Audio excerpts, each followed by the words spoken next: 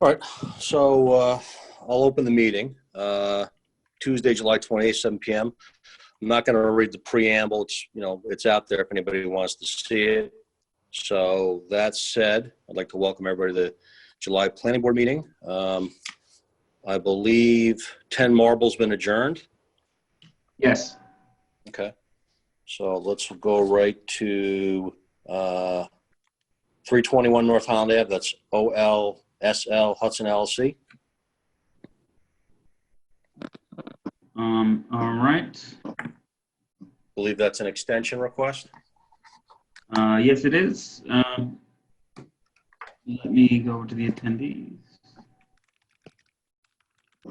All right, Adam Wexstein, you're now a panelist.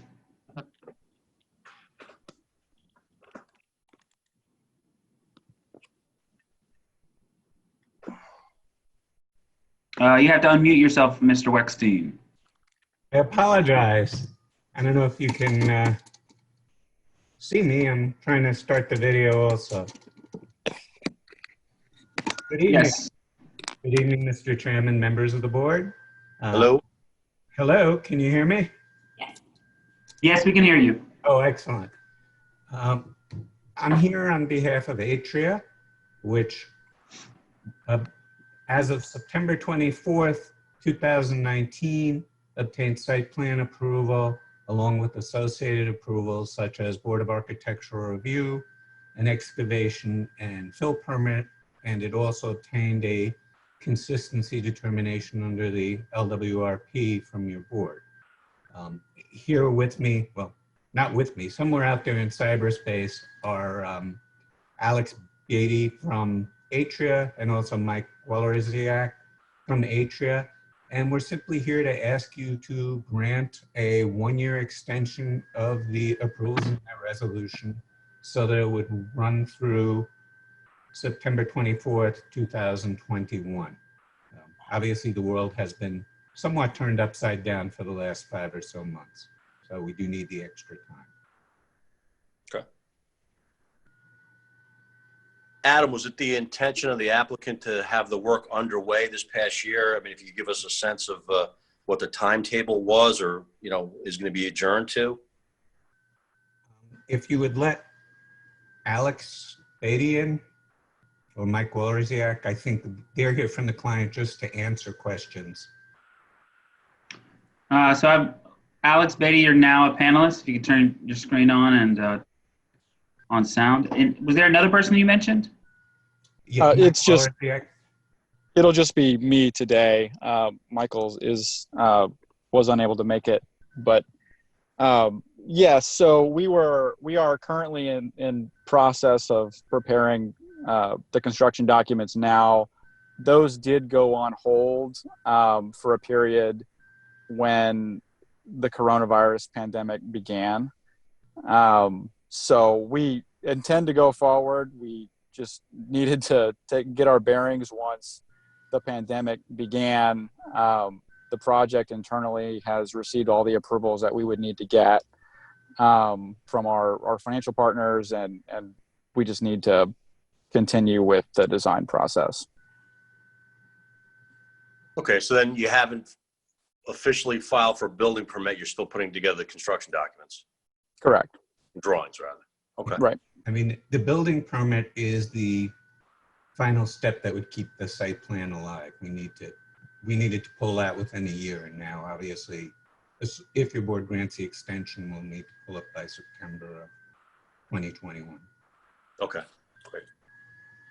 Anyone from the board care to discuss this or ask any questions or?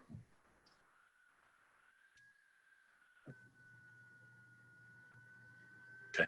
Anyone from the public here to discuss this or address this or pose a question? Let me check. There's no question and answer on the chat function, and let me just check my email. Give me a moment. Okay.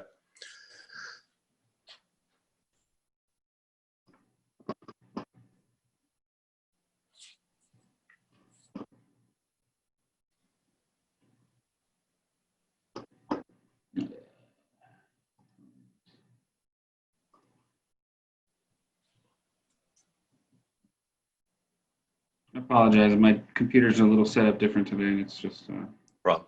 confusing me.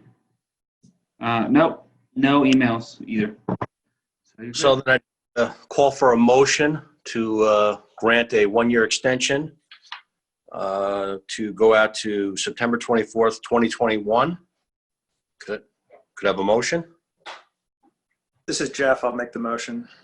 Jeff makes the motion. Get a second? Michael, the second. Michael, second. All in favor? We do a roll call. Roll call, please. Mike Beldotti, Aye. Jeff Gasparo, Aye. Michael Aronson, Aye. Seth Roy, Aye. and Eric Talbot, who will be voting for in place of an absent board member tonight. Aye. So that's 5 in favor. Thank you very much. Have a good evening. Very much Thank appreciated. Thank you. Moving right along, we've got BAR 6-20, 34 Pershing Ave. All right. We have a bunch of people here in the audience. Does anybody in the audience want to raise their hand that would like to speak on behalf of the applicant or that is the applicant?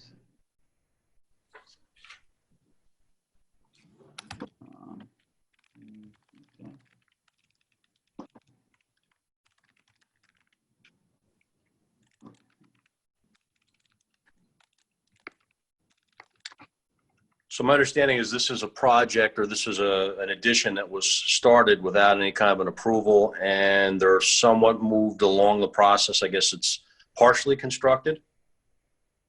So at this point, Yes, yeah, it is. I'm trying to figure out, I know we have Rui Ariano is the architect, Grace Okay. Scamarone is the applicant.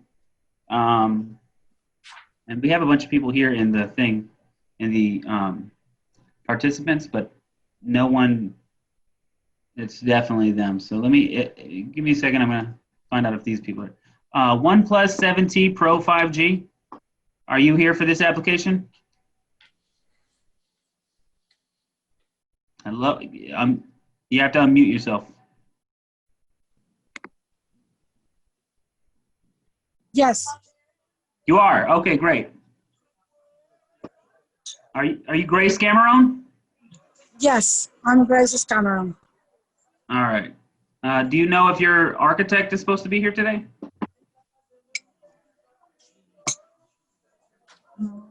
What? Miss Scamarone, or do you know if your architect is gonna be joining you today? He's supposed to be there today. He's not. Okay. We have a JS here. Let me see who that is.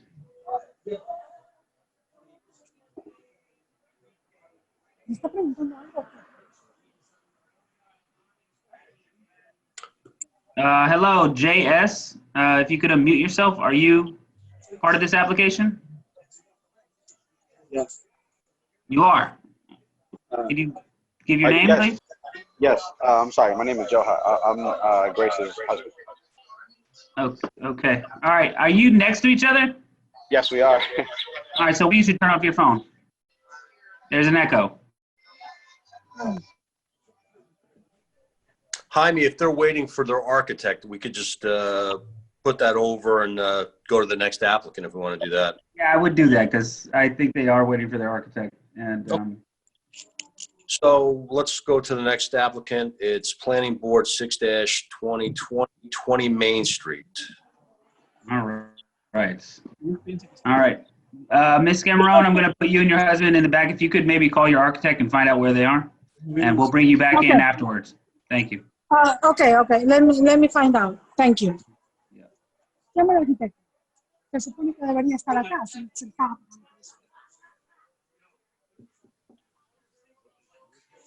¿Cómo?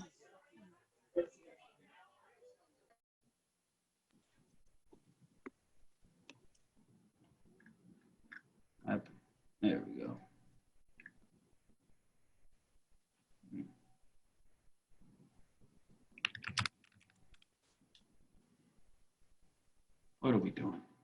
So 20 Main Street's I guess they're looking to occupy an existing building. It's a coffee roastery, conditional use. We talked about this a little bit last week. Yeah. My apologies. I'm just having them.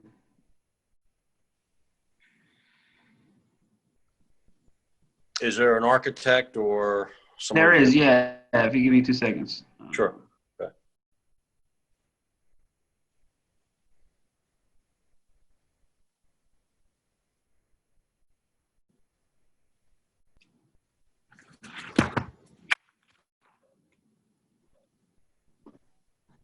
All right, we have JB Hernandez, which is the architect on this project, and we have also Stacy Belmont and Kyle Bardwell, who are the applicants. I believe I'm for the next job. Sorry. I apologize. Am I in the wrong one? A little confusion. I'm Stacy Belmont. This is Dylan. He's here with me. We do have JB is our architect, but we also have Skip Francis and Frank Filichotto. Okay. From Creighton Manning. Sarah Hardman is his mom, probably just watching. Okay. And I'm not sure who Kyle Bardwell is. Right. I'll put Kyle back as a attendee. We only have a Jeff Miller here. Nobody from Creighton Manning yet? Maybe Jeff Miller. It's, the problem is sometimes people use different logins. Yeah, so Jeff Miller has asked to be promoted. Okay. So no, it's me. I'm here for Camp Woods Road, for Miller's service, Camp Woods Road. That's not that one. That's not that one. So Creighton Manning, he's here, but not for your project. I'm waiting patiently. All right. Why don't we let the applicant give us a kind of a quick summary of what they're proposing to do? Just based on our discussion last week, I know there's going to be some issues. I know they're going to the zoning board for next month, and there's probably things we have to work through. So I see JB on now. Yeah. Okay. The floor is yours, guys. Okay. So thank you guys for hearing or receiving our application. Our plan is to take over 20 Main Street, which we have already leased, and build out a coffee roastery and craft beer bar. Because of the Con Edison moratorium on new natural gas connections, our coffee roasting equipment requires some sort of fuel. So we're going to have to replace that and retrofit our equipment with liquid propane. Because of the nature of the property, we have no yard, no alley on any side. Our best option is to eliminate one of the parking spots in order to install a 120-gallon tank in order to run our equipment. That is a fundamental piece of our business plan. Yeah, that's where we're at. So there we did retain Creighton Manning to do the site plan application and locate the tank for us. We have retained JB to do the interior design. So he's here to answer any questions regarding that. Okay. If I can real quick, I'm going to share the plan with the screen, share the screen to show the plan that they submitted.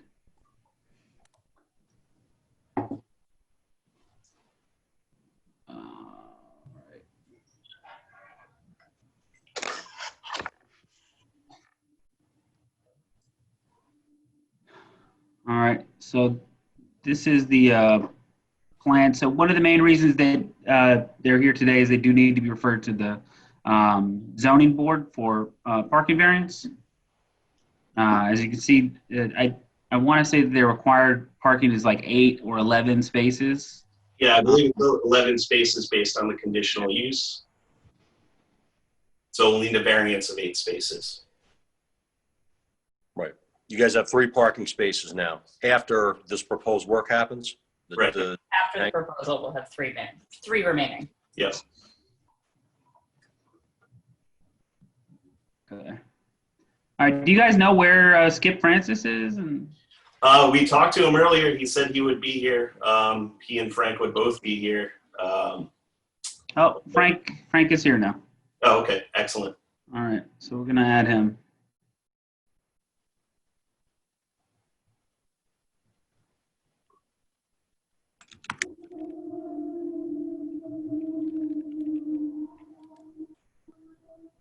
All right. They're both have been promoted to panelists. Okay. All right. I have to apologize to everyone. We were, the meeting ID number in the agenda appeared to the zoning board. So we were waiting to be entered, and then we realized that the ID number may have been incorrect. I use the meeting number from, I make a habit of it. I actually pulled it in. I'm surprised. That's weird. So I apologize for that. Not knowing how much you've already spoken, Jaime, I was prepared to give a little intro, but if you've already done that, I certainly don't want to go back and... I have not given much of an intro, so okay. I think you should probably take it from the top. Sure. Okay. Good evening, everyone. I apologize for the confusion there. Frank Felicioto with Creighton Manning Engineering, offices at 145 Main Street in the Village. Civil engineering consultant for the project, here on behalf of Here Coffee Incorporated. And what you see before you is Here Coffee's proposal for craft coffee, roastery, and bar use at 20 Main Street in the Village. 20 Main Street is the property immediately adjacent to the train station on the east side of the parking area at the corner of Main Street and Depot Plaza. Sometimes it's called Station Plaza. It's an existing building in the SPN zone, Station Plaza North Zone. It's approximately 0.7 acres, and currently there's a 1,700 square foot building on it and 4 off-street parking spaces. The proposal is essentially to adaptively reuse the building. Essentially what we're looking at is interior renovations only to support the coffee, roastery, and bar use. Jorge B. Hernandez is here with us. He's our project architect, and he could speak to any of the interior renovations that are planned. But we're essentially not proposing to change the building or the site at all. The reason why we're here in front of you, therefore, is due to a situation with Con Ed, and obviously the site needs gas, and unfortunately due to the moratorium that is ongoing in this area, we are not able to establish at this time a new gas connection. So we're forced to use one of the exterior parking spaces to house a temporary propane tank, 120-gallon propane tank, which will be used on a temporary basis for Here Coffee. When and if the moratorium is lifted and a gas connection can be made, certainly the propane tank can be removed and reverted back to a parking space. So obviously there is a site plan review process associated with essentially reusing one existing parking space as a temporary place for the propane. Additionally, we're here in front of you seeking referral to the Zoning Board of Appeals. As a result of that removal of one space on a temporary basis, we are intensifying the variance that we're presently in. This use requires 11 spaces, and we are we are able to provide 3 spaces. So we're seeking a variance with the Zoning Board of Appeals, and we're hoping that the board this evening can make that referral.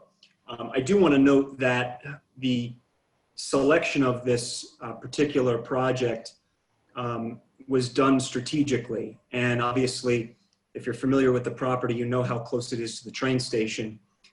The expected customer base is very much expected to be drawn by people using the train station either in the morning or in the afternoon, which would reduce the need for separate and exclusive off-street parking for this particular use. That might happen as someone comes and parks, runs in and grab a cup of coffee before they get on the train, or if they're walking to the train station to begin with, they might just visit the site on foot.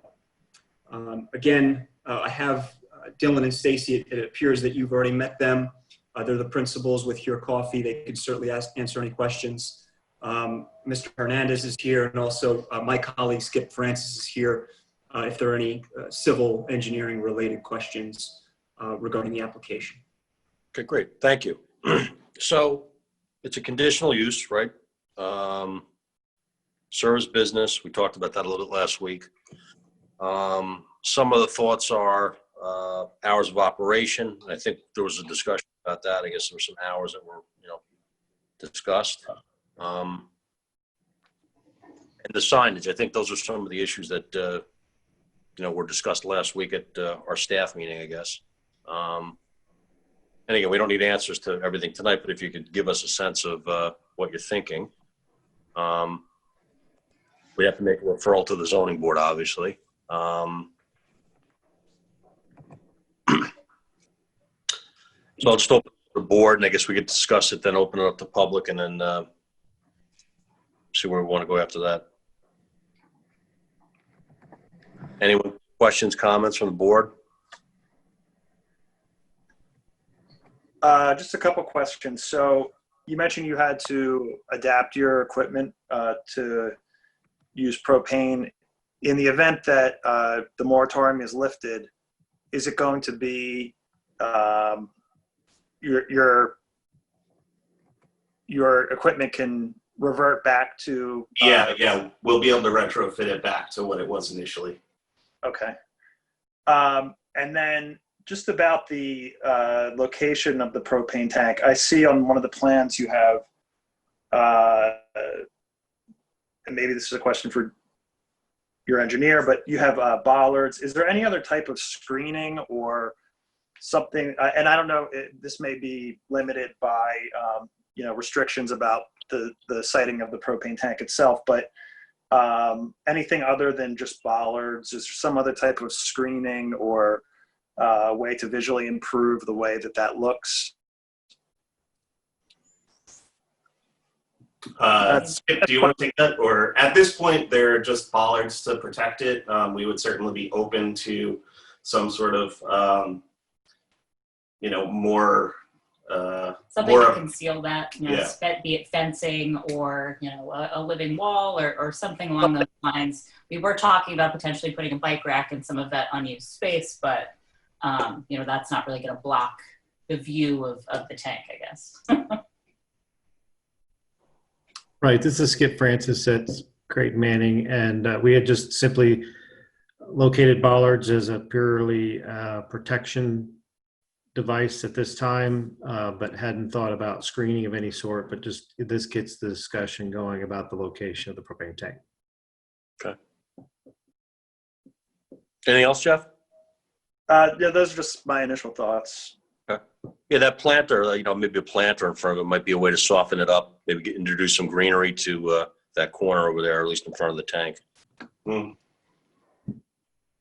Anyone else on the board?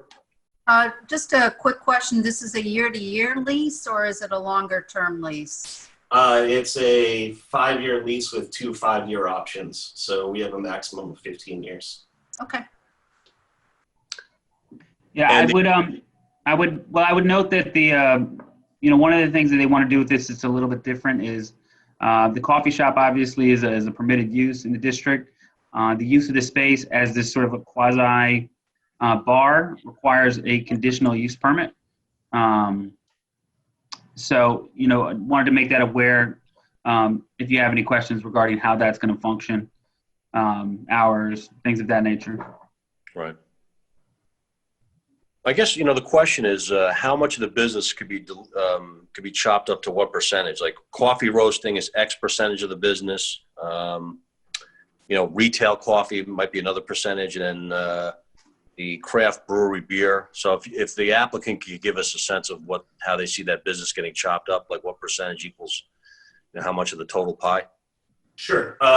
We would say that probably the majority of the business is, I would say 75% is going to be coffee. And I would say we're looking at, particularly in a post-COVID world, roughly 80% off-premise for that. People grab and go, less of that come in and sit down like you would have 6 months ago. However, we hope that it gets back to that, and that's why we want to provide space for it. That additional 25% of beer, we would probably estimate 10% on-premise and 15% off-premise. Okay. And the coffee, is there a wholesale component to that? Are you guys like roasting coffee for other coffee shops, or? We hope to build into that, but it's going to be an extremely organic growth. We don't have committed wholesale customers at this point. We want to focus on the actual shop end of it first, build our brand, and then we'll be able to sort of market ourselves as a, okay. And as far as deliveries, do you guys envision tractor trailers coming down there and dropping off, sacks of beans, or give us a sense of, how you. Any coffee delivery would be probably on a monthly basis, maybe once a month. We would probably see a larger truck come in. Other than that, we're looking at, specialty food vendors delivering, and craft beer vendors delivering maybe once every 2 weeks or so. Okay. So when you say larger truck, like a box truck or a tractor trailer, probably a tractor trailer. We can potentially work around that and request smaller trucks. Obviously our price point on deliveries goes up if we have to do that, but typically coffee is delivered on larger tractor trailers. Okay. I'd say the beer probably as well, but some of the smaller food vendor things could be, a smaller box truck, but depends on who we end up working with. Loading just off the side of the building there, I'm assuming, that abuts the parking lot for the train station, or what's the thought process there? Yeah, so there is a door, as you can see, adjacent to Main Street, and that's probably where we'll do our load in through that door, and it'll be bag by bag. The stop will probably be about 20 minutes for us to complete. Okay. I have a quick question. Separate and apart from the parking spaces, is there any outdoor space that could be used for outdoor seating, or is there any contemplation of providing a table or two, or? We would love to be able to do that, but based on the property that we have, we don't see how we can make that happen at this point, particularly with the parking issues. There is no additional space. The curb cuts for the spaces kind of take up the entire sidewalk availability as well, so we wouldn't be able to do sidewalk seating. Okay. Yeah. So it's just a quick technical question here. 20 Ossining LLC, are you guys that entity, or is that the owner of the building? That's the owner of the building. Okay, so they've made application. I assume, Amanda, we have the paperwork and all that. If they've signed the application, then that's sufficient to show that, they've given authorization for this application. We did submit, what is it? It's a owner authorization form? An authorization form. Okay. We did pass that, yeah. Good. They also own most of the neighboring buildings as well. Okay. All right. Anyone else on the board? So a couple of other quick things that came out of our discussion last week were hours of operation. Could you guys just give us an idea of what your hours are going to be? Sure. Not sure off the top of my head. So we're looking at Monday through Saturday. It'll be open early to catch the morning commuters for coffee, and that's probably 6 a.m. And we'll be closing by 8 p.m.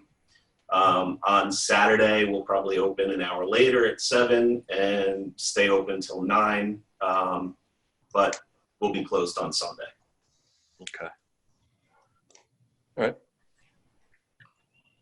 I think the only other issue that we kind of talked about last week was some signage. Jaime, if you can kind of pull up that exterior elevation of the signage, I guess, on the two streets.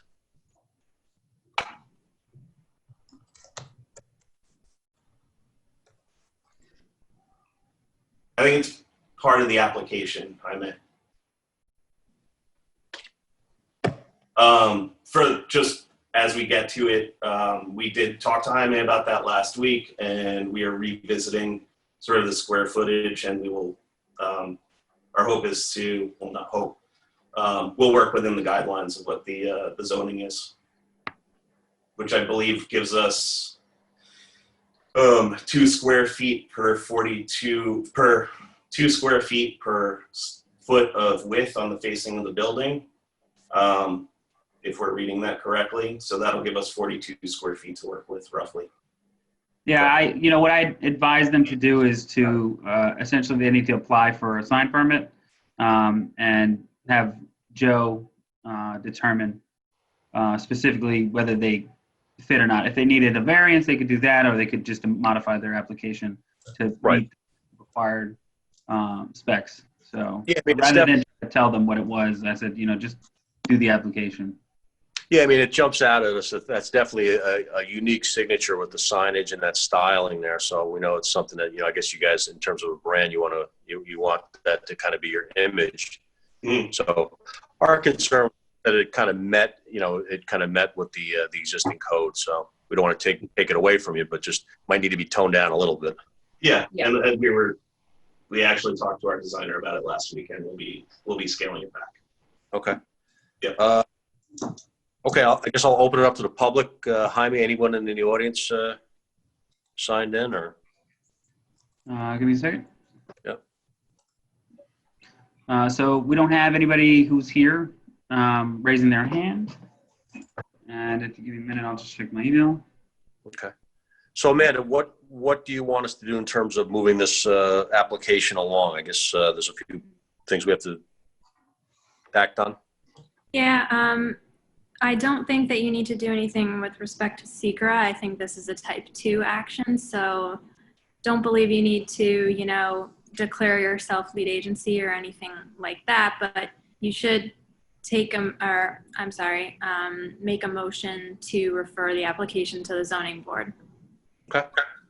Yeah, the only thing I would also note is that if there's any deficiencies in the application materials that they need to submit, they have expressed a desire to try to open up their business sometime in the fall. And so if there are any other elements that they need to submit for next month, then, now's the time to let them know. Right.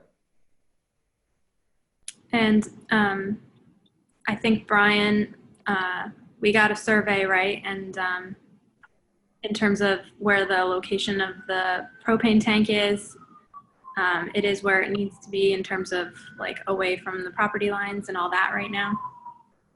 Right. Yeah, I believe that's all straightened out. And now that we have the official survey, the measurements, we can be pretty confident that they'll meet the required setbacks. Okay, great. Thank you for. Yeah, that's worth mentioning as well. We did work pretty heavily with this applicant to try to make sure that they were able to get their information up to date and submitted. They were unable to submit their plot plan on the survey until last week, which I think is why we haven't been able to get a letter from Keller Sessions just yet, but that'll be coming soon. Okay. All right. Nobody from the public, so then we can move on this. I guess the question is, do we want to approve conditional use tonight, or do we want to refer to zoning board first and wait for them to come back, and then we give it a final conditional when we're done? I think it would be prudent to go to the zoning board first. Okay. All right. So that said, we'll need a motion to refer the applicant to the zoning board, and it'll be a coordinated review, I guess. We'll continue to look at this simultaneous with the zoning board. So if I could have a motion. Michael Aronson, motion to refer to the zoning board. Okay, and a second. This is Jeff. I'll second. Okay. All in favor? I guess we'll do a roll call. Mike Beldotti. Yep. Jeff Gasparo. Aye. Seth Roy. Hey. Michael Aronson, Aye. and Eric Talbot voting for absent members. Aye. Thank you. 5 in favor. Good. So the one thing that I had mentioned of potential screening, I just wanted to make sure that maybe the other members, if there was some kind of consensus around that, because I didn't want to leave like an ambiguity for the applicant or whether we wanted that or wanted them to propose something. So Yeah, I would like to see something proposed for screening. As well. Yeah. Eric? Yeah, I think it's something that should be explored that would enhance, you know, the curb appeal of that side of the business. Great. All right, there's your answer. And what kind of timeline would you want for a proposal? I think what they're saying is that you have a conditional use permit. It's probably going to hold up your approval. So before the next meeting. Okay. The revision deadline, Jamie Kane, do you know when the revision deadline is? Not off the top of my head. I think what would be helpful, just in terms of guiding us over the next month and coming up with something is, obviously, given the temporary nature of the propane tank, it leads me to believe, and I'm just speaking for myself, that any landscape or anything like that should also be temporary so that we're not ripping things out when the propane tank is gone. Again, this is something we can work out, but is there any more guidance the board can provide regarding? Well, I think you heard the board members. My thinking is, maybe invest in some nice planters where you could do some more substantial greenery, not just a couple 5-gallon, planter buckets. So I think some substantial planters would go a long way to screen the tank on a few sides. And again, the nature is that hopefully this is temporary, and then down the road, 6 months or whenever this gas moratorium thing gets resolved, you guys can restore that parking space and get rid of the tank and maybe just repurpose the planters somewhere else around the property. Mm-hmm. We do have a raised hand here. I'm not sure if this person wanted to speak on behalf of this project. Would you like me to bring them on? Yeah, someone from the public, sure. Yeah. JS, you are allowed to talk. Hi, I'm sorry. This is not about the project you guys are talking about. I'm for the project for the 34 Pershing, and I just want to let you know that I'm in touch with my architect for that project, and he's having internet issues on getting into the Zoom meeting. Okay. So I just wanted to bring that up. So if you guys want to talk about the project you guys are talking about, that's fine. I just wanted to keep you guys updated because we're definitely want to get our thing out of the way. Then back on hold. All right. So no one else from the And I just had a question, maybe Brian or someone could chime in on this. Is there any issue in terms of, just from like a fire code issue or something with putting an obstruction that would block access to that propane tank? I just want to make sure we're not, asking them to do something that, would violate some other regulation or something. Yeah, I think once they submit something, we'll get it over in front of Joe Agstinelli and ask him if there's any issues with the building code. Okay, because that would be my one. If they couldn't legally put screening there, then obviously we wouldn't require that. But if it's possible, I think and I like Mike's suggestion of some sort of planter or something, or maybe a couple planters if you can do that. But that's sort of I feel the same way. So if that helps guide you to what you propose to us, the applicant. I think we're on the same page with that, actually. I think we would much rather be able to do something that creates more of a green space there, so. Okay, great. You mentioned something about a living green wall or something like that. I mean, if that's possible. Yeah, maybe like trellis work or something like that with vines, yeah. Yeah, sounds good. Okay. All right, so that said, we'll adjourn you guys till next month. When, fourth Tuesday of the month, August, what is that? I don't have a calendar in front of me. 25th. Is it August 25th? I think so, yeah. Yeah. Okay. No, Good. yeah, that's right. So we'll plan to see you guys on August 25th, hopefully with good news from the zoning board. All right, great. Great, thank you, Mr. And Chairman. I'll email you tomorrow, let you know revision deadlines are. Okay. And we can check too. Thank you. Yeah, thank you guys so much. Thank you all. All right. Have a good evening. Jaime, do you want to jump back to 34 Pershing, or do you want to go ahead to 26? Was it? I would go to 26 Campwoods because I don't know that much has changed. Yeah. Okay. 36 Pershing. All right. All right. 26 Campwoods, Planning Board 5-20. And it's also BAR as well. Yep. Who do you have from the audience, Jaime? We have Kyle Bardwell. We have Jeff Miller. And we have Ed Miller. I believe Jeff Miller and Ed Miller are the owners. Okay. And I can see 36 Pershing now does have their architect, but they'll have to wait. Yeah, let's wait for them. So the floor is yours, guys. 26 Campwoods. Sure. So my name is Kyle Bardwell. I am representing the Chazen Companies. I'm an engineer for the project, and I'm representing our applicant, Ed Miller of Miller Services, who owns the existing gas station service center at the corner of Bell Avenue and Campwoods Road in the village of Ossining, and that's 26 Campwoods. So our applicant is looking to basically renovate the existing service bays at his site and turn them into more convenience store. Right now it's an existing non-conformance use that we're hoping to bring more conforming in the area. If you can pull up the site plan, we submitted back on June 25th to the board.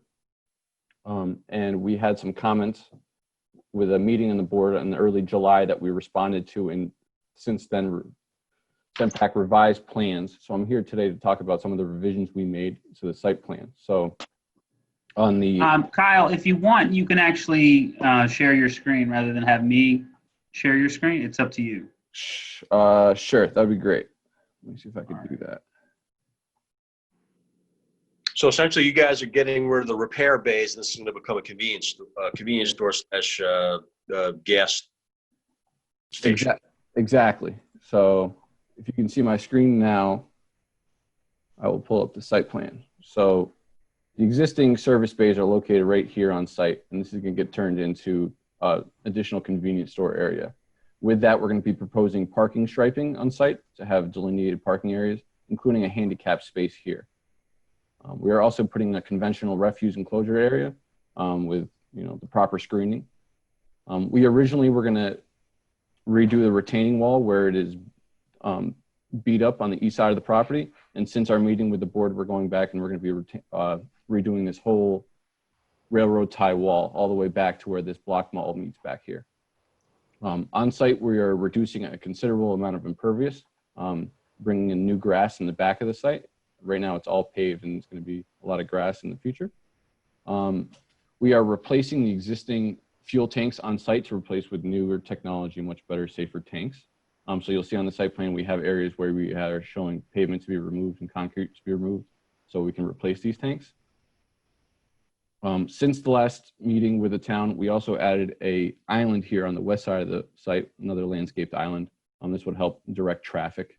We also provided 2 sidewalk sketches to the town per the meeting last, and we also revised our hours of operation to 5 to 10 p.m. 5 p.m. Monday through 7 days a week? 7 days a week, correct. Since our last meeting, we revised plans submitted to the town, and we received comments from Kellard Sessions. And I'm here tonight with Jeff Miller. He's available to answer any questions, specific details. He's the son's owner, the owner's son. And I'm going to open it up to the board if they have any questions on what we submitted and the site plan package.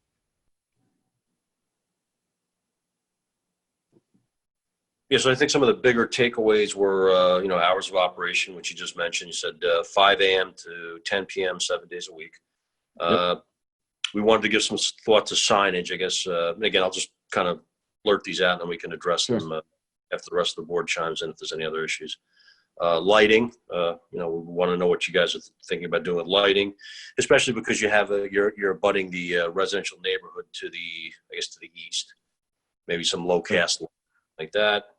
You address tanks. I guess my question with tanks is that something that's going to happen quickly, or is you know, or are there going to be piles of dirt there for months, or you know, several months? So that's something that you know, again, you could think about that and get, you know, let us know what the thoughts are there. I believe, if I'm not mistaken, you have 4 existing spots now, but you're looking for 8 spots. So is that?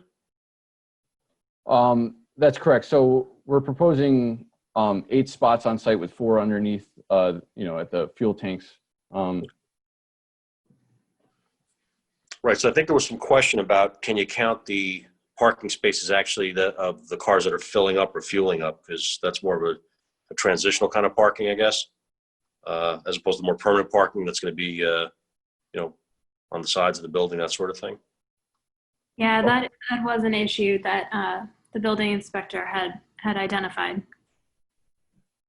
Okay, yeah, I was a little confused by the comment just because on the review letter it said we would be requiring a parking variance based on the shallow parking space. I didn't know if it was also based on the parking spaces number, so I just wasn't sure on that. Yeah, so the building inspector determined that the code does not permit the spaces that are at the actual pump to be used to fulfill the parking requirements. So I don't know, Kellard Sessions Review is as consultant engineer, but the building inspector is the one who made the determination that you can't use that. So I think that Kellard's comments were that the variance was needed for the shallow parking spaces. The building inspector, separate and apart, felt that you may need a variance to be able to use those spaces as parking spaces to fulfill the requirement. Either way, you'll still need to go to submit to the zoning board. I think the building inspector had also, just like Kellard and Sessions, looked at some of the plans and noticed that some of the spots might not be sufficiently sized for the code, Right. according to the code. So those both might be variance issues. Okay. Okay. Yeah, no, and that's understandable. And if that's something that we have to go to the zoning board for the spaces, that's something we have to do. You know, in certain municipalities, you know, people view those spots as spots. We looked in the code, we couldn't find anything particular that said that. You know, we were trying to determine that ourselves as well. Right. He was basing that on what had been done for similar gas stations. Okay, perfect. So that's, you know, something we certainly do. We were going to make sure that we had our spaces on site to be sized properly. We figured that we could make that change. We took a look at the site and are confident that we could redo our spaces to make sure that they're the right size. Okay. Anyone else on the board care to speak to the application? Yeah, I have a bunch of questions. And I guess in terms of, so basically the space is taking over the existing sort of office that's here and the 2 repair bays and making that all a convenience store. Is that correct? Right. So at the front of the store right now, there's existing, you know, 500 square feet of convenience in the small office. So now the whole building will be convenience area and there will be no service or maintenance. And in terms of the types of, are we talking about any food preparation, or is it just sort of like grab and go types of items? We're just proposing grab and go type items right now, your classic convenience store type items. No. Okay. And then what I'm really concerned about is the traffic flow, because already this is 3-way stop sign at the corner of Stone and Camp Woods, and then cars pulling in and out of the existing gas station and cars coming from Bell Avenue onto Camp Woods. You're talking about, I mean, I think there was something in the site plans about some pedestrian crossways and how do you envision the traffic flow working here? Sure. So right now there's a lot of, I guess, objects on the site that we're planning on removing and kind of cleaning up the site that will allow more visibility around the corners. Mhm. We are proposing sidewalk sketches that would help, pedestrian traffic. Right now, there's really no way for any pedestrians to get from, across the street there on Camp Woods. And same thing in Bell. So, we're hoping that we could do something that'll help out the pedestrian access there. Right, so there would, I'm sorry to interrupt, but there would be a sidewalk directly on site going to the corner of Bell. So from the Stone intersection to Bell, or I'm sort of looking at the site plan and I can't tell if that's a sidewalk or not. Michael, there were two sketches that were provided, and the board should make a determination about which sketch they feel is more appropriate. Okay. As a request. I did review this with Paul Fraioli, the village engineer, and Kyle, if you could pull up sketch 2, actually. Sure. Just another, I guess, third option that Paul prefers is moving that crosswalk that comes across Camp Woods now to the opposite side of Bell. This way, we won't be putting that ADA ramp in the paver portion of the sidewalk. Okay. And that was his preference. But certainly want to hear from the board if they have any preferred locations of how they see this site working. The sidewalk, Brian, the sidewalk that's crossing Bell, there's a sidewalk that goes down Bell, but there isn't a sidewalk on Camp Woods on that side. So, I mean, if I'm looking at this correctly, that sidewalk that crosses Bell would only serve for somebody who wanted to then turn down Bell Avenue. Is that correct? And not go further, I guess. On Camp Woods, you wouldn't be. You'd have to cross over Camp Woods and walk on the sidewalk on the opposite. I'm bad on south, east, west, but you'd have to cross over Camp Woods if you wanted to walk down Camp Woods. The only purpose of the crosswalk on Bell would be to serve. There are sidewalks on both sides of Bell, so but not on that side of Camp Woods. Right. I think from our meeting last week, there was sort of a sense that, with the increase in foot traffic these last months from people being home, they want to go out and grab stuff. So, if that's something that's here to stay, we definitely want to create some better pedestrian travel lanes. Yeah, I think the crosswalk intersecting, from the corner of the property to Camp Woods would be a huge help to going across that way, because you've got the pizza shop and the hair cutting barber shop, whatever you call it, and the lawnmower place directly across the street there.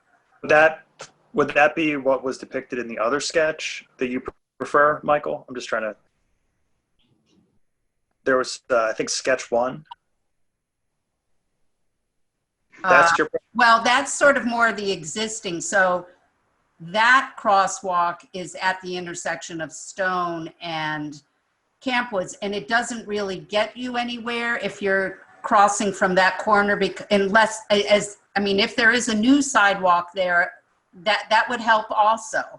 I mean, either one, because right now, if you're walking by foot, which I've done to this location. I'm Donald Trump, and I approve this message. My goodness.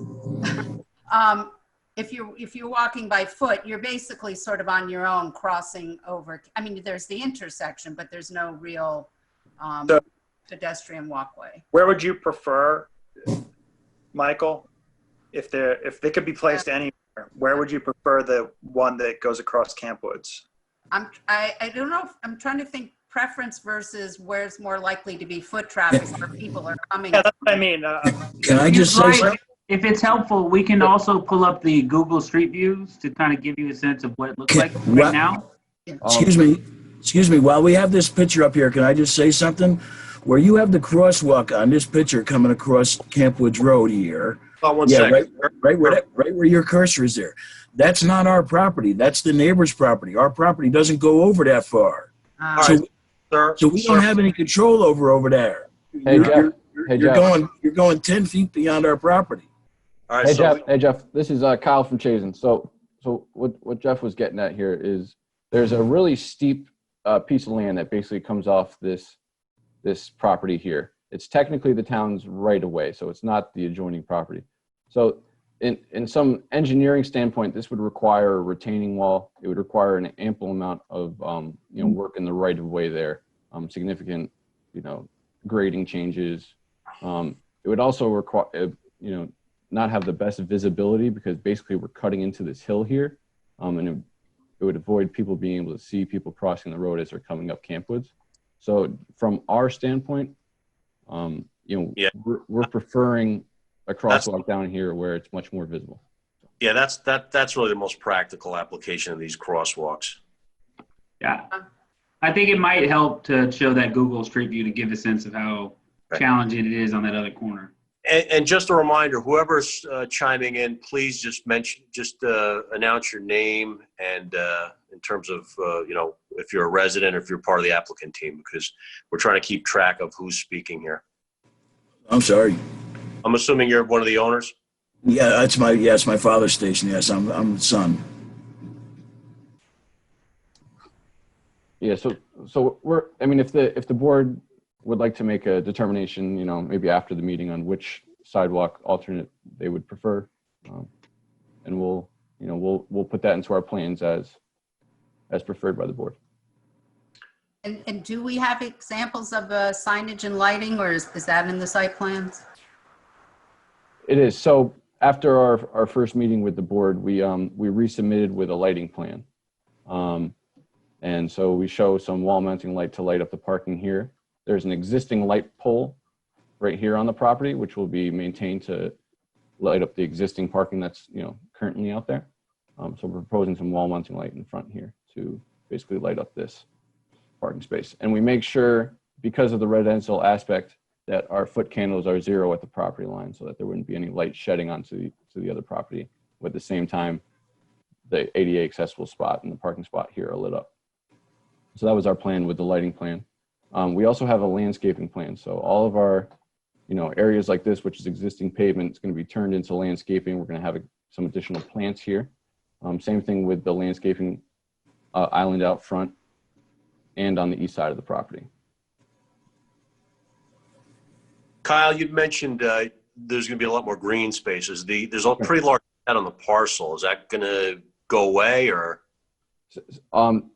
Say that one more time, Mike. I couldn't hear you. There's a pretty significant shed, I guess, on the property. Is that also going to go away? Is that staying? What's the thinking there?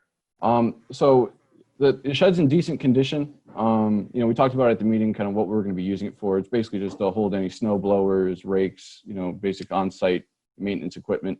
Right now, we're proposing for it to maintain on-site. Okay. Are you keeping the air pump that's at the corner of the property? That is correct. I think the air pump, I forget exactly where it is. It is right now at the corner of Camp Woods and Bell. Yeah, so the air pump, I think we showed. Yeah, there it is. I see. Yeah. Yeah. So yeah, that's to be maintained. Are there going to be bathrooms in the convenience store? I believe there will be a bathroom. I'm not positive on that, but I'm pretty sure there will be. Anybody else? Michael, you're good? Yeah, I think so. I would like to see what the signage looks like, but. All right. They actually have elevation sketches that they've prepared. Yeah. I think we'll finish up with site plan, then we can jump to elevation. Anybody else on the board care to speak to site plan, or? I have just one comment. In just backpedaling a little bit to discuss the crosswalk, like Michael, I know that corner pretty well, and I was thinking that in giving consideration to wherever you place it, if you place it across on the corner from where the sign island is to Camp Woods Road, across to where the lawnmower station is. I guess one of the challenges there is you're obviously going to have to, that's a parking, a parking area that the lawnmower shop, uses for its customers. Obviously, there's plenty of parking on Camp Woods Road, but that will have to be a consideration because people may block that. I'm not sure because it's not at an intersection of a road. It's kind of in the middle of this road. And between crossing over from Bell, there is a small sidewalk that extends 3 houses down, but then it just ends. So it is not a connecting sidewalk, as Michael said. That's all I wanted to say. This is Eric Talbot. I'm sorry to mention my name before I started speaking. Great. Eric, actually, you bring up a really good point with if the crosswalk is at the corner of Stone and Camp Woods, there's actually a stop sign and cars are supposed to stop. If we place the crosswalk in this version, then you're relying on cars to stop when you put your foot into the crosswalk. In addition to the fact that you're right, it does intersect a potential parking space for the businesses along Camp Woods. Yeah, I think you're spot on, and I think maybe the more optimal place would be on the corner, a little further down the hill.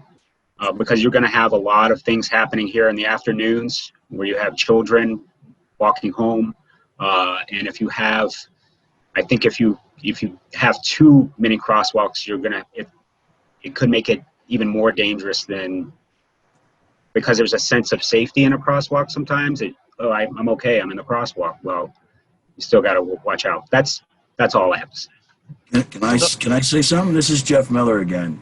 Hold on a second. So, this is, sometimes we get to this point, thinking about the Birchbrook application. I think there was a speed limit question. You might want to seek the input of the police department. I mean, my feeling is I would defer to Paul Fraioli, our village engineer, and with some guidance here. Just a thought. Thank you, Mike. Jeff, I'm gonna take this real quick because I know Brian mentioned earlier that relocating to the crosswalk right to here might be a better alternative on this side of Camp Woods. Right. There's an existing hydrant here, so it doesn't look like you can actually park here anyways. Right. Exactly. So it might be a perfect spot to put up a curb ramp right on the side of this hydrant.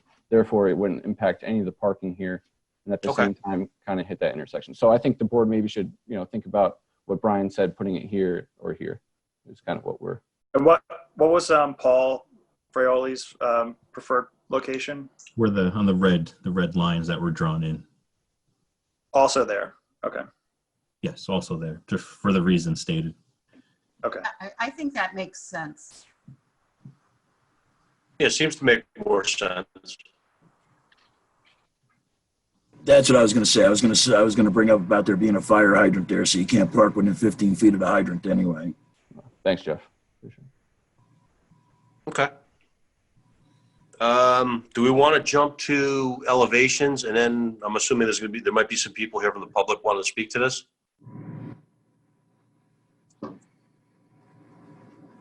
Jaime, do you have anybody here?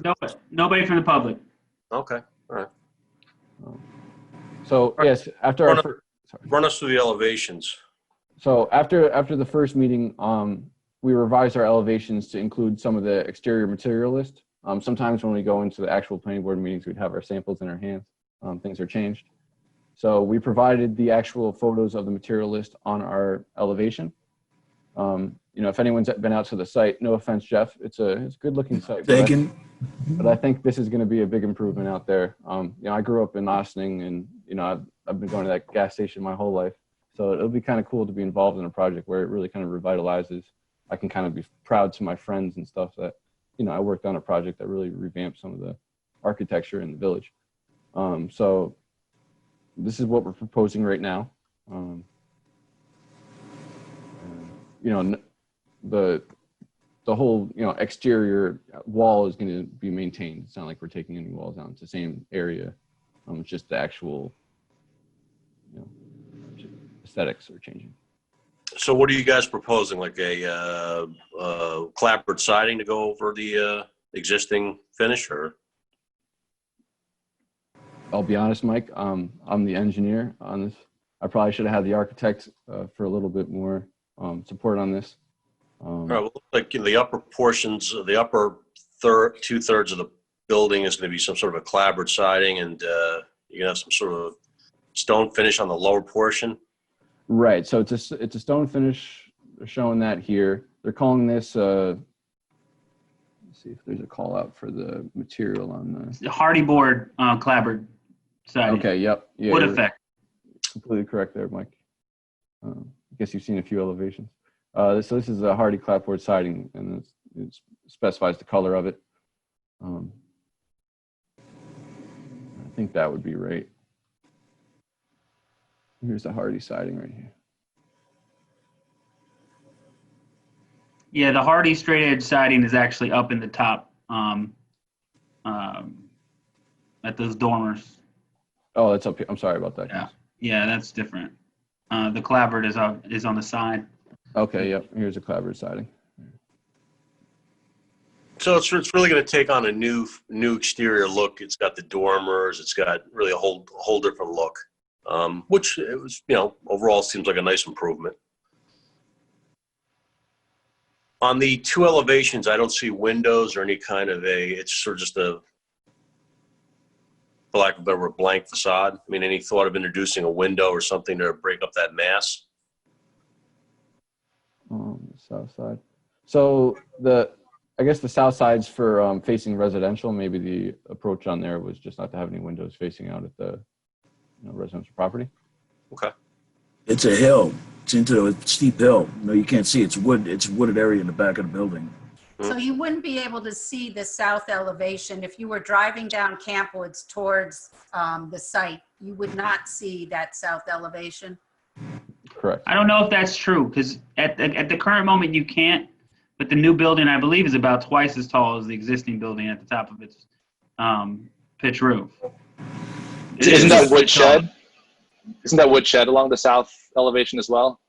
It is, but it's about the same height as the original building. Okay. There's a 3 or 4 story house behind us on top of the hill that's going to block that view. Even if we go taller, we're not going taller than that house behind us. Okay. And the 3 dormers on the upper roof area, is that usable space? Is that an attic? What's up there? No, that's not usable space. There's no like stairwell or a second floor or anything. So we're talking like a vaulted ceiling inside the store? Yeah, I believe it's just like a fake, one of those fake roofs type deal. Okay. Make it more aesthetic. So All it's right. not a flat roof type. All right. So to the board, chime in. How do people feel about the proposed finish? I would like to see something on the west side elevation. Maybe, I don't know exactly, a window or two might be nice. There's going to be, I think when you mentioned before, is there going to be bathrooms? The bathrooms are, plan was to have the bathrooms inside that wall, along that wall. Oh, okay. All right. I mean. Yeah, I mean, it's just, it's sort of a straw poll. How do we feel about having a sort of a blank, elevation? Yeah, and if it's something that the board, feels that they want, we could easily add a window, I'm sure. Mm-hmm. I would have to talk to the architect, but I would assume that would be something that we could incorporate. Okay. Right now, I'm sorry. So are there going to be signs advertising the way there were in the past, the big signs that you now have covered up with the blue tarp? Are there going to be, those signs are staying and they'll just be a different brand of gas or a different signage there that I don't know exactly what you call them, but they're the big signs that are near the gas island. I think they said they were going to change the actual brand of gas that they're going to be going with. They're in contract to possibly change the gas brand. Is that correct, Mr. Miller? Yes. So those signs would stay though. They're not because the way this elevation, well, you don't see the bays for the gas pumping. So you don't, do we have an elevation that shows that? So Or- this is what the bays will be turned into right here. Well, And- no, I meant where the existing pumps are and what. I'm talking about the canopy. The Yeah, canopy. canopy, thank you. So that was a comment in the last review letter from in the Kellard sessions, and we were going to provide basically a canopy showing the new, the gas logo. So right now we're showing the proposed sign on the actual building for Exxon, and then we're also going to be sending in what the canopy is going to look like with the new logo. Are you going to use the existing canopy and just put new signage, or is Exactly? Yeah, we're not touching the canopy in any way. Just changing the brand. Okay. Simply. There, I would mention to the board, there is an issue of a small section, 0.3 feet of that canopy existing currently on the right-of-way. I think it was mentioned, Brian, you mentioned that in your memo, right? Right, I did. Yes, it's a minor encroachment. It is an issue that will, if they're going to make changes to that canopy, including just changing the sign from one brand to another, it would most likely result in a variance, I believe. Them needing to go get a variance. I don't think that them changing the signage would result in a variance. I'm sorry, I have a tickle in my throat. But we did say that any sort of, other structural or other changes to the canopy would definitely require a variance. But I think that what we had decided was when they do go to change the signage on the canopy, since they are doing work in the right-of-way, which will require a license agreement with the village, we will just fold that work, that, signage change on the canopy into the license agreement to make sure it's covered there. Do we have any kind of I really like architecturally what you're proposing. Do we have any kind of drawing that just shows that in the context of with the canopy, and do we have any renderings of what, other than, you're changing brand, the brand, but is there any, other aesthetic changes that are going to be made to that we can just see the context of everything together? Yeah, I think we need to see the canopy on the elevation, because again, it's an integral part of the site. I mean, you see the canopy before you see the building, so. I think that could also speak to the visibility of some of these blanker walls and just see really how we feel about them. If we can see something like coming up like what's it's going to look like when you're driving up Camp Woods with the canopy, with these, with at least the west facade. The south facade, I guess, is from the other direction. But. Okay, I mean, that's definitely something that we could do. We could provide kind of rendering showing what the proposed elevation will look like fitting in the site. We would just need kind of what the board telling us, like what angles, how many they would need. But we could certainly do that. I'm wondering, sorry. I was just wondering, does it make sense to have an elevation with the adjacent property on Bell, so you sort of get that context as well?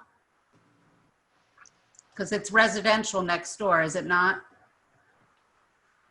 It is. So what would we be proposing is we would take a screenshot, kind of like go out and take a picture looking at the site, and then we would plop in our new elevation with the signage to kind of show how it would fit into the existing area. Okay. Yeah, this gets back to, again, if we get some high resolution photos of how it exists now, and also materials, higher resolution, then it gives us a better sense to, know what we're looking at, because it's tough to see like sort of an image generated on a piece of paper, and now we're looking virtually, so we're seeing it in kind of a very distorted way. So at least hopefully a high image, whether it's a photo or a material finish, helps us. It goes a long way in giving us some assurance of what the thing's going to look like when it's actually built. Sure. Well, we could definitely produce a rendering. Okay. Anyone else on the board with regard to architectural or? Eric Talbot here. I would just say that I agree with Jeff's comments that this is architecturally it's a very nice project, and I wanted to clarify what Michael was asking about when she wanted to know in terms of what it looked like from a residential view. Was it like a cross section where you kind of see like the elevation, or are you talking like a rendering where you would see a high resolution photo with the elevations of the new building superimposed onto that site so that you could get a virtual simulation of what the new building would appear on the existing site as? Exactly, Eric. So we would just superimpose the elevation you're seeing, scaling it to what it's going to be, and putting it onto what's out there right now. Okay, great. Michael, was that what you were basically asking, or were you asking for elevation cross sections too? This is my question for Michael Harrison. I wasn't sure what she was. I think what you're describing in option 2 is probably more of what I was looking for, like the context with, I'm not sure exactly how to describe it, but wanting to see how it fits into the context of the adjacent residential neighborhood. Whether it's a high resolution, I mean, that part I'm not sure about in terms of what would work best or what's easiest. Yeah, if I can make a recommendation then, because I've been to the site like 20 times, maybe a head-on shot of it from the north elevation, looking north, or looking at the north elevation. I guess it would be looking south at that point. You can see where you can see the canopy and sort of dug into the wall. And then if you could get another shot coming from the Camp Woods road side, looking down Bell Avenue, where you can see the canopy, the building itself, how it fits into the side of the hill, as well as any sort of shrubbery and things like that that you're proposing, because that's going to give you a better sense of the changes that you have proposed here for the curb cut area, where you're sort of adding new shrubbery and the area with the air pump. So essentially, one from Camp Woods looking at Bell, and one on Bell looking head on into it. That gives you, I think, everything that you're going to see. There's nothing else to see really from any of the other directions based off the way it's sort of cut into the site. Awesome. Perfect timing. We'll make sure to do that. Jaime, anybody from the public? Nope. Okay. Interesting. I figured there'd be some neighbors or somebody want to chime in on this. Nobody that has their hand up. Okay. We're gonna beautify the neighborhood, guys. We're gonna make it better. Perfect. That sounds good. I know this isn't part of the board's purview, but I don't know where I'm going to take my car to be inspected now. I would note one thing that was on the application. I think it's important to note this, even though it didn't come up tonight. They are proposing to change a little bit the type of things that they're going to be selling at the store. So they do have a retail use now, and that retail use is limited to, I think, mostly like car parts and sort of just, snacks. They will be selling tobacco products and alcohol products in the future, which is something they do not currently sell at this site. Right, and they are competing with Lipton's, I guess, a little bit, right? Yeah, Lipton's down the block, right? Yep. Okay. But again, the key is that they're not going to be open till 1, 2, 3 in the morning. It sounds like, a 5 a.m. to 10 p.m. hour. So it's not sort of the middle of the night stop to reload the beer and whatever else people are reloading at those hours. And there is another convenience store gas station around the corner down Bell Avenue where it intersects Croton Avenue. But this sounds like this is a larger convenience store than what's on Bell. Am I correct on that? Actually, I haven't been to that convenience store yet. I'll go and take a look at it and let you know. But the store would be pretty sizable at this point. That store down there is tiny. And the real reason why we're making the transition, we certainly don't want to leave anybody high and dry looking for some place to get their car inspected or worked on. But my father is 81 years old now, or he will be 81 in January. And as you can see, I have some health issues of my own. So it's tough to fill those shoes and keep that shop going unless we're going to be there. And unfortunately, my father time is taking that option away from us. So this is just a little better fit, a little easier for us to handle as a family business, to have this kind of a business as opposed to the Bays. Okay, so let's summarize where we need to go from here. I know we talked about, there's a referral to the zoning board for parking interpretation. Yeah, if there's one last thing though, I did want to mention that Brian had noted before that did not come up, and if the board can make a recommendation on it.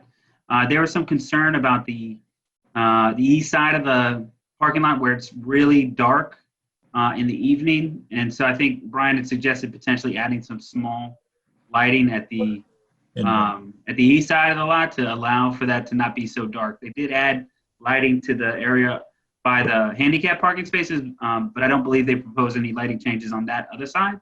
Right, yeah, Kyle mentioned, and I believe the intent was that existing fixture would remain. And I guess there's no real way of modeling that. So I'm not sure how what the existing conditions are now, if that's sufficient, if light really does, shed towards the refuse area, or if it's more of a street light, I'm not sure. Maybe there's an opportunity to use some bollards on that side so they cast low light that don't spill into the residential area. Just a thought. I think from years back when there was an application, when the owner was in many years ago, I think that was always the concern over here, that a lot of light would spill into the adjoining residential neighborhood. So when there was some comments from the audience. Sure. So yeah, that's exactly what they have here too right now, Mike, is like a small bollard light, probably like 4.5 feet tall. So this isn't one of the street lights, I guess. This is just one of the smaller bollard lights. So we assume that would, be good for lighting up these parking areas. Maintain that. Yeah, I just want to think of, if they're bringing out trash at night, there's kind of a dark pocket. Yeah, I mean, it's all shown as 0. Are there street lights that are nearby? Right. Well, there's a light existing on site.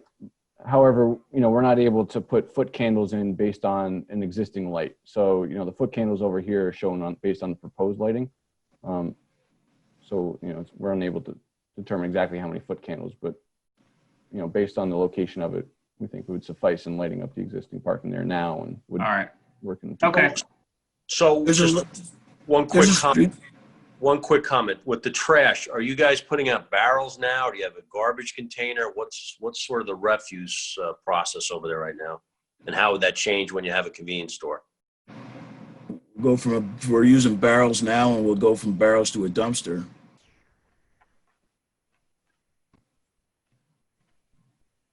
Okay, because typically what happens if you guys do go to a dumpster, usually the village encourages, commercial private carting. So we did provide a vehicle turning plan to make sure that we would, some type of refuse truck would be able to get in there and, get the trash and leave the site. But right now you're putting out containers, 4, 5, 6 barrels, whatever you put out. Yes. Yeah, we don't have that much. We put out maybe 2 or 3 barrels at a time. Yeah, I don't know. Again, not knowing the trash, the nature of generating trash with an auto repair versus generating trash from a convenience store. So maybe think about that and have sort of a, at least a response for that for next month. Okay. I think that's why we right now we have a real small area over in that corner out by the road where that street lamp is. There's a small area now where we stash a couple of cans, and that's got fencing that's fallen down. It's in rough shape. It needs to be redone, as well as that whole wall over on that side, which is what we want to do now. But that's why we're showing the space up now tight to the building, because we're allowing for that improvement in garbage and dealing with the garbage by stepping up. And if the mart generates so much that we need a dumpster, we want to have the provision in place to have that happen. Right. Well, I think if you do have it, we'd probably insist upon it being, serviced by a commercial private carter. So, all right. So that said, let's summarize so that we give these guys a clear list for next month. We're making a referral to the zoning board for the parking. Right. The parking variance. Yes. Okay. And then all the other conditions for the site plan and whatnot, you guys will make those changes, submit them, and we'll review them for next month. Anything with architecture, anything with other than those elevations with the canopy? Everybody's okay with the colors and the finishes? I think it looks nice. Okay.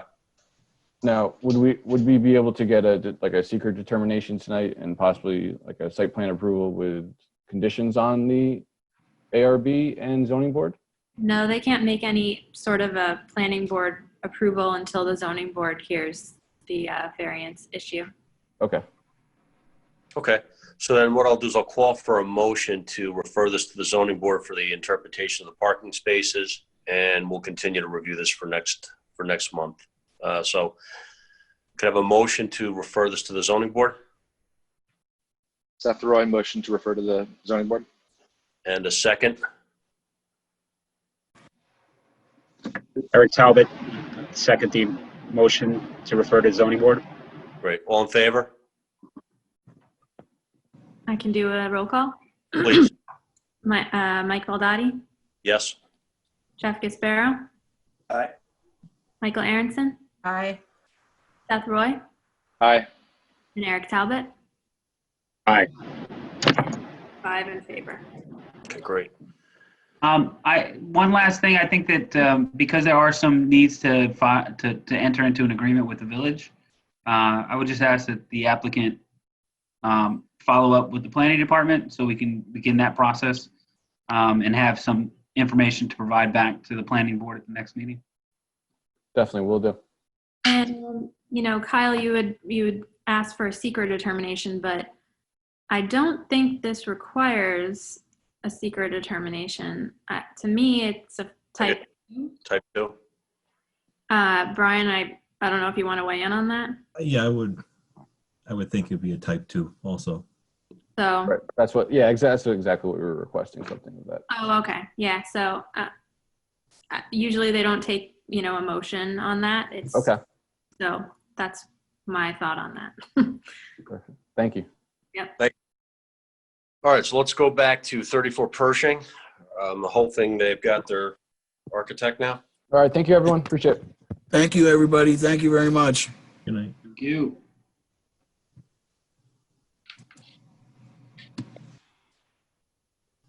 Jaime, 34 Pershing, anything going on with that or? Yes, they are all here. Just if you can bear with me. Okay.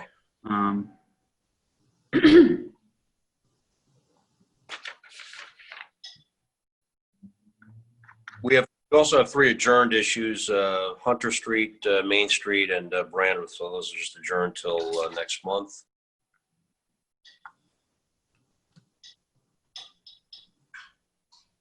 And I think we want to kind of get through this other application so we can have this discussion about, I guess, this proposed wetlands ordinance. Yeah.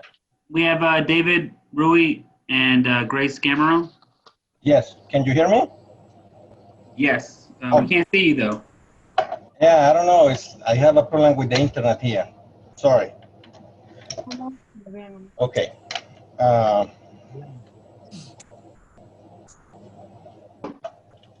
Yes, I'm here too. Grace Scamarone.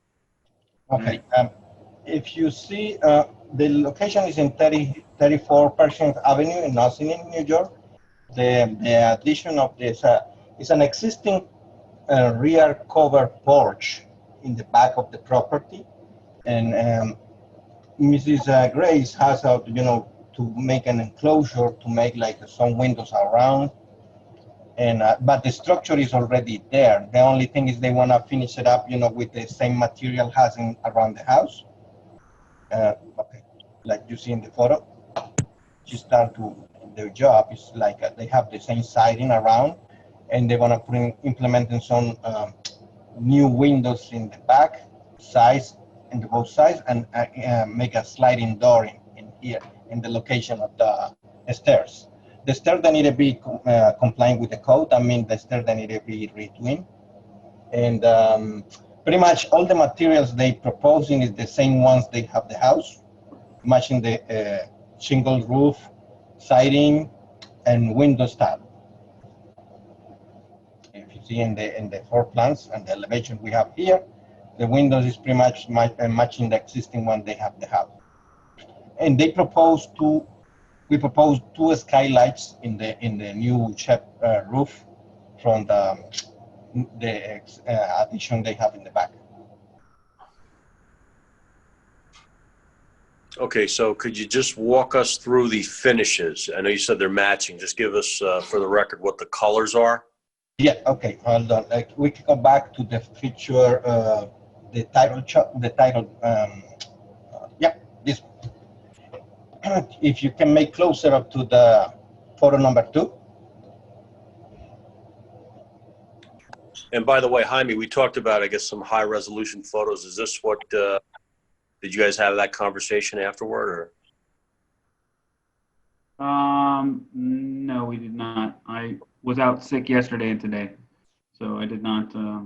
Okay, so let's see if we get heads or tails of this from these pictures. All right. You can bear with me while I try to zoom in.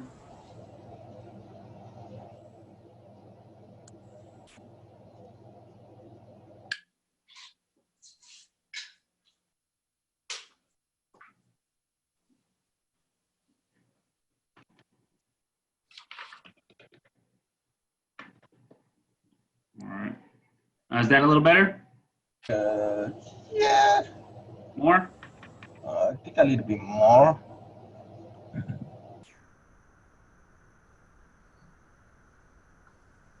This is better. Okay, I think this is better. Okay. Can you slide a little bit over to the photo number 2? Okay. You see here is the color is like a little brownish thing. It's white here because they need to be painted to match the existing one. And the windows, if you see the window, can you sliding up a little bit to photo number 3, I think.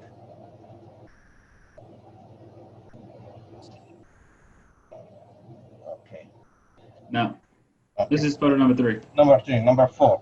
The windows are, you know, as a vinyl window, you know, white, is a double hung. The new windows, if you see the elevations in the page number A102, they show, you know, they have the same styles they have in the front.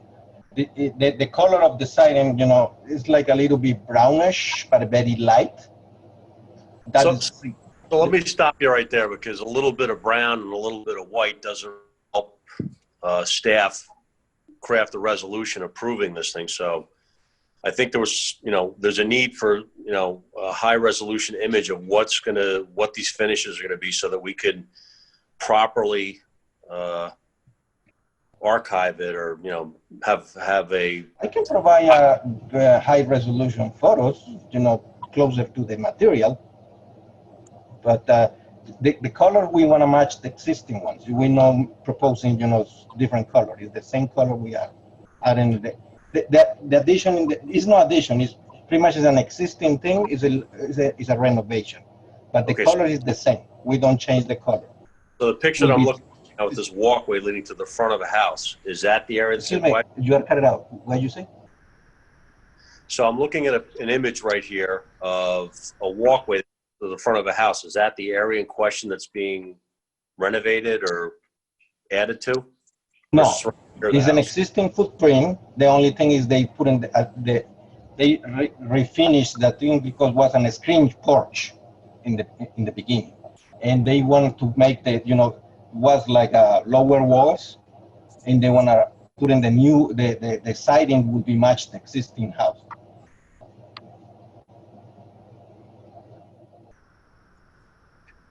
If you see look, I'm still at a loss here. I'll open this up to the rest of the board.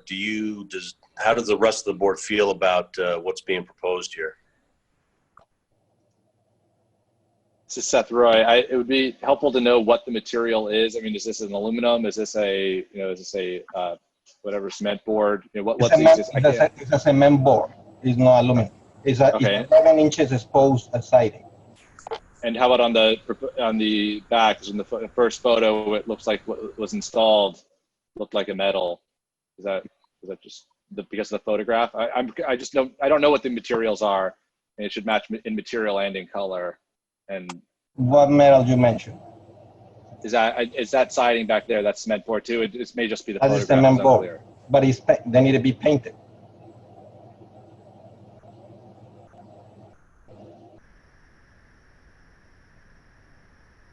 It's the same material that the front. Yes, it's the same material. The only thing is because it's painted. Yeah, it needs to be painted. It's white right now because they sell it like that, but we need to be paint. We need to paint it the color like the front. All right, so can we go back to the elevations that don't have the color, so at least we can get a sense of what the structure is going to look like? Because obviously this is sort of, we're in the process, I guess, already of getting it finished, but it's not done. I'm assuming you guys got a stop work order on this? Yes. Okay. All right, yeah, this is actually, okay, so these elevations here are what the rear sides of the rear of the house are going to look like.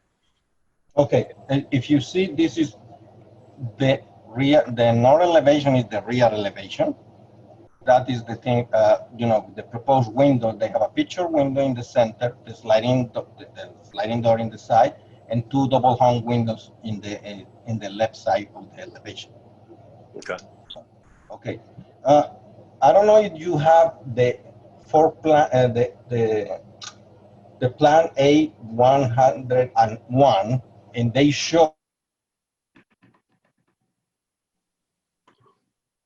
This is plan A101 that we're looking at right now. And that drawing, they show, you know, like they show the elevation plus the materials. All right, so I'm fine with the scale and the mass of what they're proposing. I think it's just, for me personally, I'd like to see some more detail on these finishes so that we can, again, have a good record of what's going to be done there when the work's complete. Yeah, no, but we have the drawing. We submit a drawing with the window and the color of the siding and how the siding looks like. I don't know if you get it, but I see here in my screen.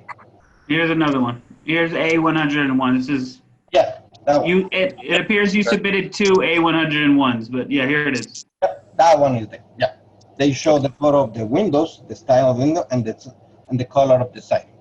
Okay. And that's going to match the existing. Exactly, it's the same color as in the front, you know, and the window will be the same style. Okay. All right. How does the rest of the board feel about that color and the finish? Is that sufficient enough for us to potentially move on this thing tonight? This matches the existing siding and color. Yeah, no, it's the same color. Yeah. Is this a daycare center? Yes. Oh, and that's allowed in the zoning? It is, yeah. We checked with the building inspector. Okay. Yeah, I think I'm okay with the elevations and the materials as shown. Okay. Seth, Jeff? I'm fine with it. Okay. Jeff? The existing siding, is that painted or is that fabricated? How do you plan on matching the color? Are you going to take a sample? We need to take a sample of the paint and match the color. That is the only way we can do it that one. Take the sample of the existing one and match the color. All right, so for the purposes of the approval, I think we need the applicant to tell us what the color is going to be so that could be documented. I presume we can submit like a sample of the color, and the final product we can get it, like from the manufacturer. Okay. Good. All right, that helps us along, I think. Eric, any questions, comments? I'm comfortable with everything. I don't have any comments. Thank you. Okay. Jaime, anybody here from the public to speak to this, or? Let me check.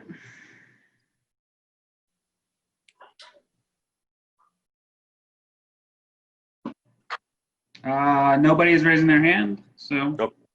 Nope. Okay, so what we would need is we need a motion to approve this subject to them submitting detailed colored samples of the finish for the siding and I guess the window already exists. Any shutters or trim or anything of that nature? No, because the existing house don't have any shutters, nothing like that. We try to be consistent with the existing one. Okay. And staff, you guys are comfortable with what's being proposed? Amanda, Jaime? Yeah, I mean, as long as they provide the name of the paint color, I think it's fine. You know, after the fact, it'll just say in the resolution, you know, to match existing, and then when they provide the name of the paint color, we'll add that in too. So I think it's okay. Yeah. You know, I would maybe just give one like point of admonition to the applicant to let them know that the reason that you're supposed to go through this process is to benefit you as a property owner, to make sure that your building is being built according to code and being done correctly. So, you know, whenever you build something like this or you do something like this, you're putting your property at risk, you're putting your mortgage at risk, you're potentially creating a lot of new problems for yourself. So in the future, if you do something like this, I would just remember to check with your building department, give us a call and find out whether or not you need a permit or you need approvals first, rather than just moving forward with it. Thank you. Okay, so that said, can I get a motion to approve subject to them submitting detailed info on the color, finish, of the siding?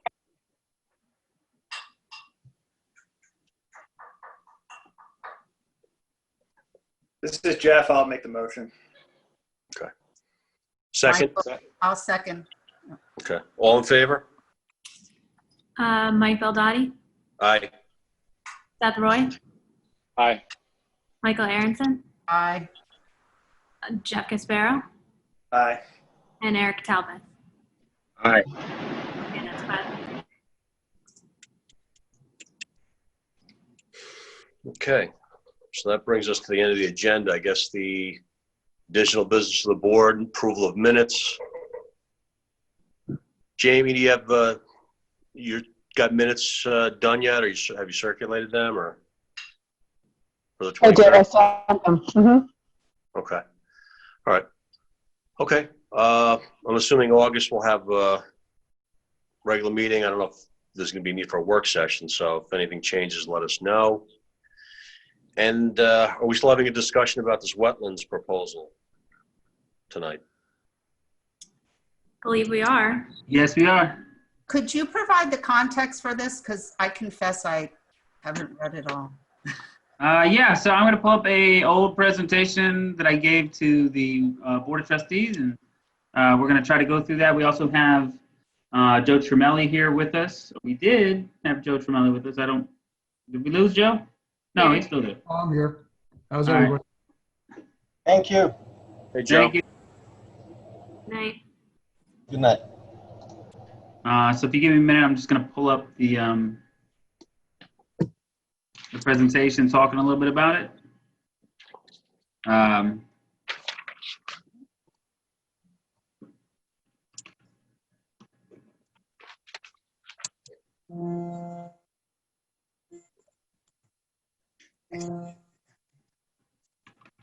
So essentially, we're going to make our recommendations back to the village board in terms of if we think this is appropriate and or if we want to see changes to it, if I guess they choose to move ahead with adopting the law. Yeah, so the way that it works here is that they have their lead agency. They're the only agency that can actually make this change. And correct me if I'm wrong, but I believe it's not actually a change to the zoning code as much as it's a change to the general code of the municipality. That's right. It's not in the zoning chapter. It's a separate chapter. Yeah, so it doesn't require approval by the planning board to pass it, even though the planning board does have a significant role to play, obviously, in putting this together. So I'm just going to kind of quickly go through the presentation. I'm not going to go through the whole presentation because I don't want to spend too much time talking about it. Yeah, and I think Joe Tremelli, Brian might want to speak to some of the elements. So at that point, we could have a discussion. Yeah, so this is basically just kind of like an explainer of how the application works, how the wetlands ordinance is going to work. Taking you through, what it's going to mean for you. So, kind of, I apologize. It's a little slow today. All right. So the basics. It's basically known as the freshwater wetlands watercourse and water body protection law of the Village of Ossining, and regulates the dredging, filling, deposition, or removal of materials, diversion or obstruction of water flow, and placement of structures and other uses of water bodies, watercourses, wetlands, and buffers thereof, in light and recognition of the functional benefits of the preservation, protection, and conservation of these water resources, as enumerated in Section 149-1C in the Village of Ossining Code. The code affects all classes of property owners and property sizes, and wetlands ordinances in general are written to protect wetlands and watercourses large and small. Some property owners may not be aware that they are near wetlands, and overall the ordinance designates regulated areas and activities within proximity to wetlands and watercourses where additional review mitigation measures may be required. So some of the relevant terminologies, wetlands, identifying what a wetlands is. This actually, I think, has changed a little bit in the text, but it's all areas that comprise hydric soils and or inundated or saturated by surface or groundwater at a frequency and duration sufficient to support a prevalence of hydrophytic vegetation. There's not a lot of work to this, but essentially they're wetlands as defined by, I think, the USDA or the Federal Wetlands Manual by the USGS or USDA. Which one is it, Joe? Yeah, it's the, it's in line with the Army Corps and DEC regulations. Yeah. Water courses is basically a running stream of water, a natural stream fed from permanent or natural sources, including rivers, creeks, springs, runs, and rivulets. A stream usually flowing in a particular direction, though it need not flow continuously, may sometimes be dry. And it usually discharges itself into something, some other stream or body of water. It must be something more than mere surface drainage over the entire face of the tract of land, occasioned by unusual freshets or other extraordinary causes. And again, this is, I think, written, I don't know if the final designation is exactly this, but essentially it's written to be in line with the Army Corps and the DEC. So again, hydric soils are soils that are saturated, flooded, or ponded long enough during the growing season to develop anaerobic conditions. In the upper part is further defined by New York State DEC. Wetlands Delineation Manual, as such document may be amended from time to time. And then buffer areas essentially are areas, for the purpose of the wetlands ordinance, it looked at buffer areas, but also created something called like a check zone. So it would be any area surrounding a wetland, watercourse, water body that is subject to regulations. In this instance, it's 50 feet from a watercourse or 100 feet from a wetland, with some other provisions essentially for areas that are, along steep slopes or additional check areas that are within a longer distance from that. I think it's an additional 100 feet beyond the regulated area in the event that the wetlands may have moved a little bit, just to ensure that there's no extra impact. We're going to skip the comparison to municipalities.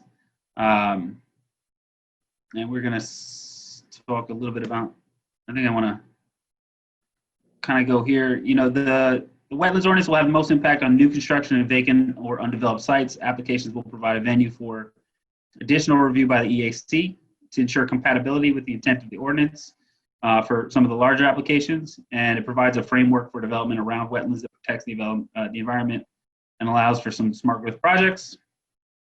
For existing homeowners will still be able to make minor improvements to their properties. And there are a lot of items that are able to be handled administratively. So I know that this ordinance was crafted pretty thoughtfully to make sure that if you had a property, you didn't necessarily need to go to the planning board or the EAC. You could still, if you needed to get a wetlands permit, you could do that through an administrative process. And overall, the ordinance kind of tries to balance environmental concerns and property rights. And we're going to move on from that. And so with that, that's kind of the quick and dirty explanation of the wetlands ordinance. Joe, do you want to kind of give a breakdown, a little bit of how the wetlands ordinance is going to work? Yeah, Joe and Brian, I mean, you guys have a lot more experience at this wetlands legislation in our village. I mean, you know, the history is we've never had anything like that in the village. So, you know, I think it's a big step for us to, you know, undertake something like this. Sure. And like Jaime said, the biggest consideration in developing this law was balancing protection of the environment versus, you know, overburdening residents or applicants with, you know, more regulation. So as he said, a lot of the activities you'll see if you go through the ordinance, if you've had a chance to look through it, are can be handled through the building permit at an administrative level. There obviously will be occasions where projects rise to the level for planning board review. And for the most part, I think a lot of the projects that would come to your board for a wetland permit would have been in front of you anyway for some site plan approval or conditional use subdivision, you know, something other than just a wetland permit. So, you know, we tried to keep that in mind in developing this. But essentially, the map that Jaime showed you briefly in the presentation there, what we tried to do, a majority of the village actually doesn't have wetland or watercourse areas. Obviously, you've got the low-lying areas by the Hudson River. You've got properties along the Sing Sing Kill or the Sparta Brook, and there's some fringe areas and tributaries that run through the village. So those are the real kind of the main corridor areas where the wetlands and watercourses are prevalent. So the map was developed with that in mind, and it took into account wetland data and inventory from Westchester County, from the National Wetland Inventory, and compiled all of that into a map. And then we took those baseline wetland and watercourse areas, superimposed a 50-foot buffer on watercourses, 100-foot buffer on wetlands, and then because the map, you know, it's based on GIS and available imagery, it's not perfect. So we wanted to include what we're calling a check zone, similar to what the DEC does with their state wetlands. So the idea being kind of a quick check at the building department level. When an application comes in, put in a property address, and right away there's a quick yes or no. You're either in a wetland, you're not in a wetland area, you may be in this check zone. And that check zone would require some evaluation by the applicant to ensure whether or not they actually have a wetland or wetland buffer intrusion with their project. Once that's been determined, the application would either be handled administratively, and I don't know if you want to go through all the various you know, types of projects, but there's a long list of typical construction activities that would be handled administratively. And then, as I said, if it rises to the occasion where planning board review would be required, it would then be referred to your board. The administrative level applications would be handled by the building department with input from Jaime, as well as your wetland consultant, whoever that may be. Currently, it's us. When those administrative level applications come in, EAC involvement would not be required. As a project gets referred, or if a project gets referred to the planning board, in addition to our consulting on the wetland side, all projects would be referred to EAC. Currently, as you know, any project only west of Route 9 would be referred to the EAC. Wetland applications would refer all projects to the EAC that are in front of the planning board. And then, all wetland containing projects, to be clear, yeah. So not, if there's no wetlands, then it would not be getting referred to the EAC.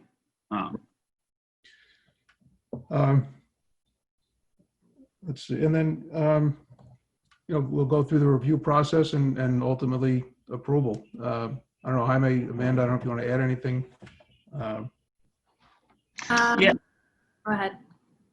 Yeah, no, I was just going to say, I mean, there was, you know, obviously this is a process that requires some high level of expertise. And so the bulk of the legislation at the beginning was written by Stuart Kahan, who did an amazing job kind of putting this whole thing together. He took from the ordinances that exist in the surrounding municipalities. And it was from that point, it was refined primarily by Amanda and Joe Tremelli, as well as a wetlands consultant that works for Keller Sessions. And kind of, you know, there was a lot of effort to try to make sure that this was going to be something that would protect the wetlands, but also would not be overwhelmingly burdensome for the, you know, the average homeowner who just wants to come in and kind of do a small project on their own property. So it was crafted specifically in that way to make sure that it doesn't do that. And there was also, you know, a lot of work that went into trying to make sure that it wasn't going to be something that was extremely expensive as well for the average property owner that's going to come in. So there's some clarity, and I think the costs, I don't know if we've determined what the final costs are for review, but the you know, the preliminary numbers that were shown to us by Keller Sessions, which are kind of consistent with what they do in other municipalities, were very reasonable costs for, you know, somebody who's going to come in, and if they're planning on spending, you know, $20,000 or $30,000, then spending a few $100 on a wetlands permit to make sure that they're doing it right is not really an unrealistic cost. And so they were all kind of consistent with it in that way. So. And the idea there with the fees, you know, as was said, the administrative level permits are really a kind of a quick review. Don't involve, normally don't involve too much in the way of disturbance or, you know, mitigation. So those are fairly nominal fees. And any application that would be before the planning board for a wetland permit is likely in front of you for something else anyway. And we'd already be involved in that review from a site and civil engineering standpoint. So, you know, we have the services in-house. So it's really just an economy of scale and simplicity, really keep it all in-house. And we're going to be looking at the plan anyway. We'll just put another set of eyes on it and look at it from a wetland standpoint. Yeah, one additional point for new development projects coming on vacant sites, you will have an additional tool in your toolkit really to help make sure that those mitigation measures are being done. So where you may have had some concern about stuff before, you have sort of a baseline requirement now to say, you know, any sort of impact that you're going to have on a regulated area needs to be mitigated on a one-to-one level as sort of like a minimum. Which is really useful to you to make sure that you are, you know, you're not sort of negotiating essentially against yourself, where a developer may come in and say, hey, you know, what about this? What about that? You have something that has to be complied with. And developers will know that when they're crafting their initial designs. Yeah, that's a pretty standard benchmark. For development sites. Okay. Yeah, and what's nice about that, you know, your board has always, you know, taken the environment into consideration in your reviews of plans, but with this code, you'll have a defined benchmark that everybody will be aware of. Everybody will be, you know, required to follow. And it just kind of makes things a little bit simpler for everybody, puts everybody on the same playing field and gets the same, you know, results. I also just wanted to note, there is the potential in an odd circumstance for a permit that would normally be considered an administrative permit.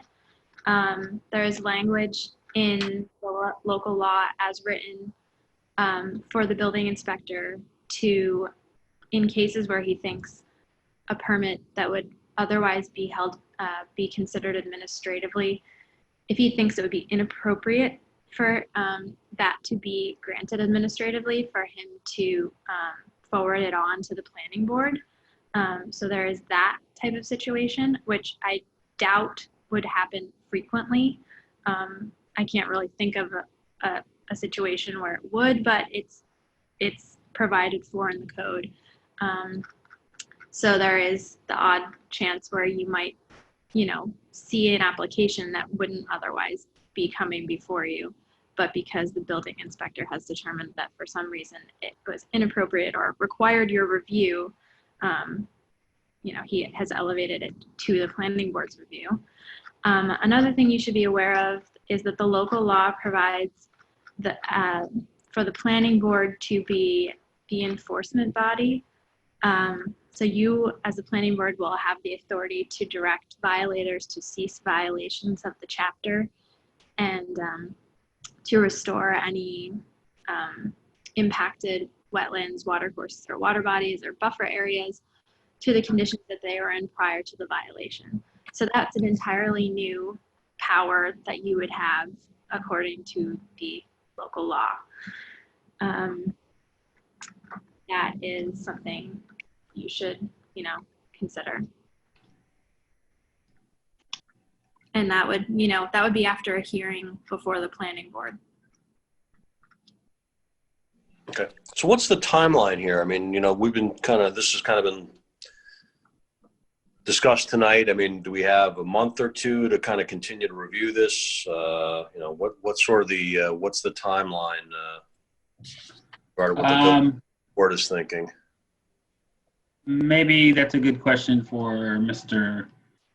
Corp Counsel Kahan. Okay. Yeah, 'cause just from a practical standpoint, 3 other members aren't here tonight, so. Michael, we'd like to have a recommendation letter approved by the planning board by the end of next month, by the August meeting. Okay. All right. I mean, I think my personal, this is a pretty substantial piece of legislation here, or added layer of compliance now. So I mean, me personally, I'd like to think long and hard about this. I have my thoughts and ideas and comments, but let's open it up to the board and see what everybody's thoughts and concerns are and what they think. We the map that's referenced in the law that's been created already. Can we see that? Yeah. Sort of like a before and after, like existing conditions now where there's no requirement to have a buffer or setback to a wetland versus what the coverage would be if we enact this or this legislation gets enacted. Yeah, just give me 2 seconds. I'm going to pull it right up.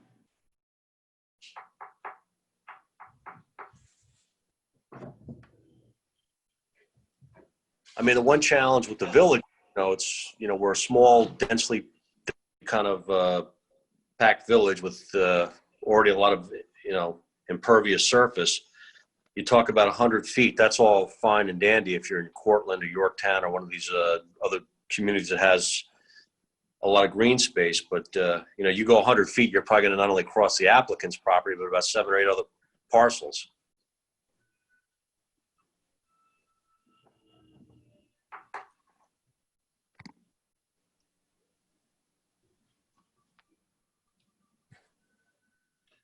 That's true, Michael. 100 feet, you'll see it's fairly standard. Not only the DEC uses that number, but I think a majority of the municipalities in Westchester County that have a wetland ordinance use that same 100-foot buffer from a wetland, 50 foot from a water course. There are towns that have larger buffers. So this is on the I guess the lower, or I want to say more frequent size for a buffer. But you're right. You may have a property or two between you and the wetland and find that you're being regulated. Yep. Yeah, I mean, I think so, the saying, one size fits all goes a long way here, certainly at the minimum, thinking about, that 100-foot impact. That went towards, that thinking went towards all the list of regulated activities that are administrative in nature, trying to encompass a lot of those typical activities you would see on the smaller parcels, the residential parcels. Try to, there's no solution for every property, but it was tried to write it in a way that, as we said, protected the environment, and but there is some level of regulation. Right. Any luck with that yet? Or? Yeah, I apologize. My computer is extremely slow right now. I think it's just too much going on. Right. I mean, just a couple of the quick comments. I mean, I did get through most of this. I did a quick read of it. from a historical standpoint, the way in the past we try to dealt with, protecting the environment is create some conservation districts. I think, along Snowden Avenue, we have a conservation district there because we know that, we don't want to see the village 100% blacktop or, structures with impervious surface. So, we've given thought to protecting the environment that way. And again, also in conjunction with, the comp plan happening, maybe this is more of a global discussion now instead of advancing sort of a one-off piece of legislation, and really have a more of a, a high level, high view discussion of this, amongst some of the other comp plan issues that I guess are being, considered right now. Michael, the comp plan folks are aware of this. It is let me be very blunt, it's a priority of the Board of Trustees. Okay. This wetlands ordinance. That's what yeah. All right. Again, just my opinion, not understood, but I just want to let you know that it's very important. It's something that they are very anxious to move along. We're in the seeker process as well, so they do want to get this done, and they're looking for input. They've got the EAC input, and now they want to get from you folks. Stuart, is there precedent for having the planning board be the body that adjudicates violations? Is there other? Yes, other municipalities do that as well. And is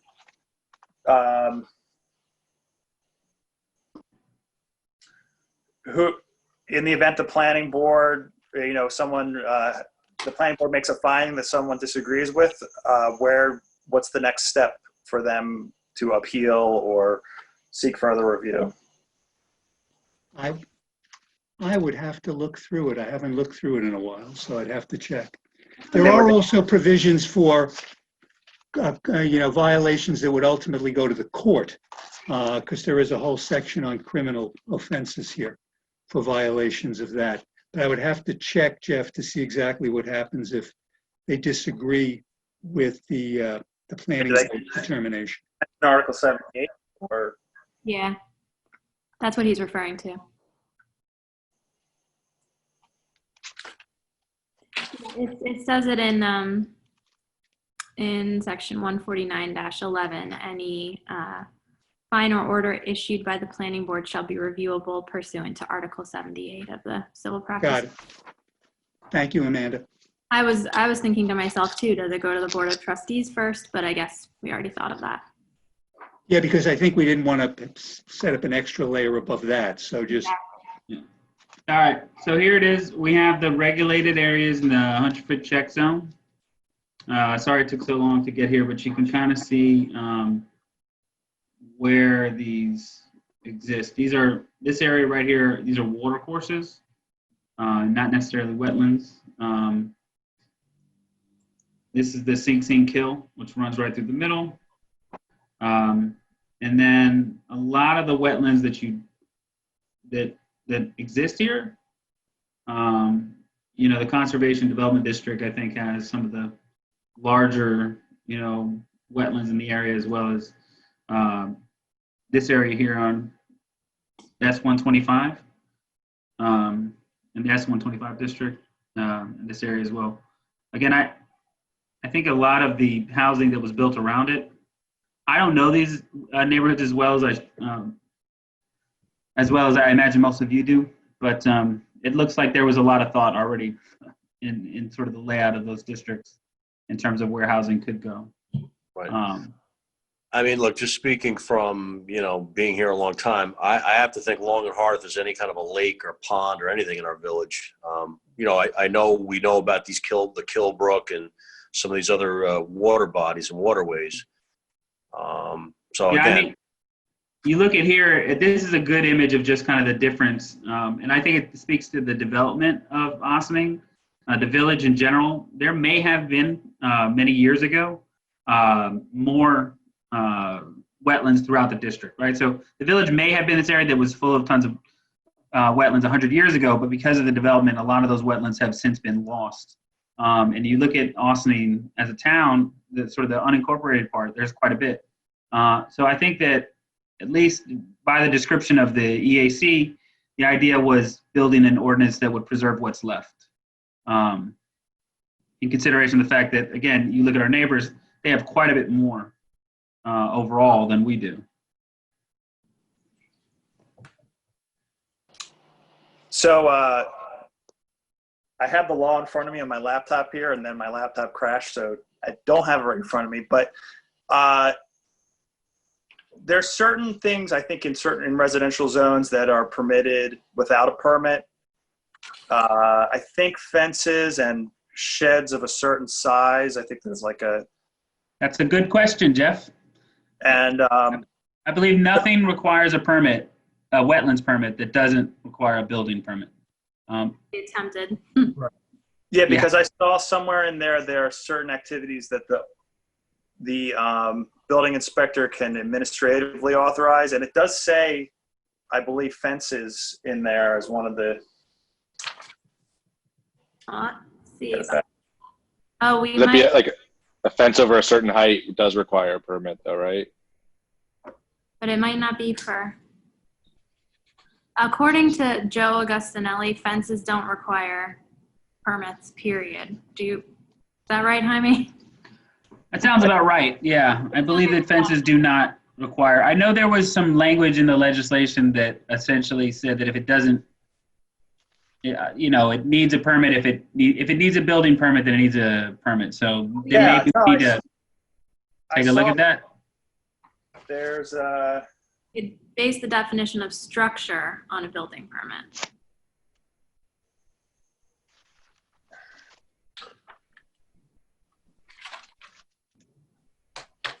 While Jeff's searching, trying to retrieve that file. So one of the thoughts here was if there could be an illustrative example, pro forma example of this. You know, you take a house on Dale Avenue or, you know, a house on Broadway. You know, these are both places that are like the Kilbrook, right? Somebody's coming in to do a dormer, a old, you know, typical BAR type thing. How would this legislation impact that? And would there be, you know, burdensome cost now to this person because he, you know, can't do the dormer because of, you know, this wetlands legislation? Correct me if I'm wrong, Joe, but there's no impact on that type of application. As long as there's no disturbance to the ground, Michael, there's no, that homeowner wouldn't know a wetland ordinance existed. Okay. If you're doing architectural, you know, windows, siding, roofs, enclosing a porch, things like that. As long as you're not disturbing the ground over a certain square footage, there's no, it does not trigger the wetland ordinance.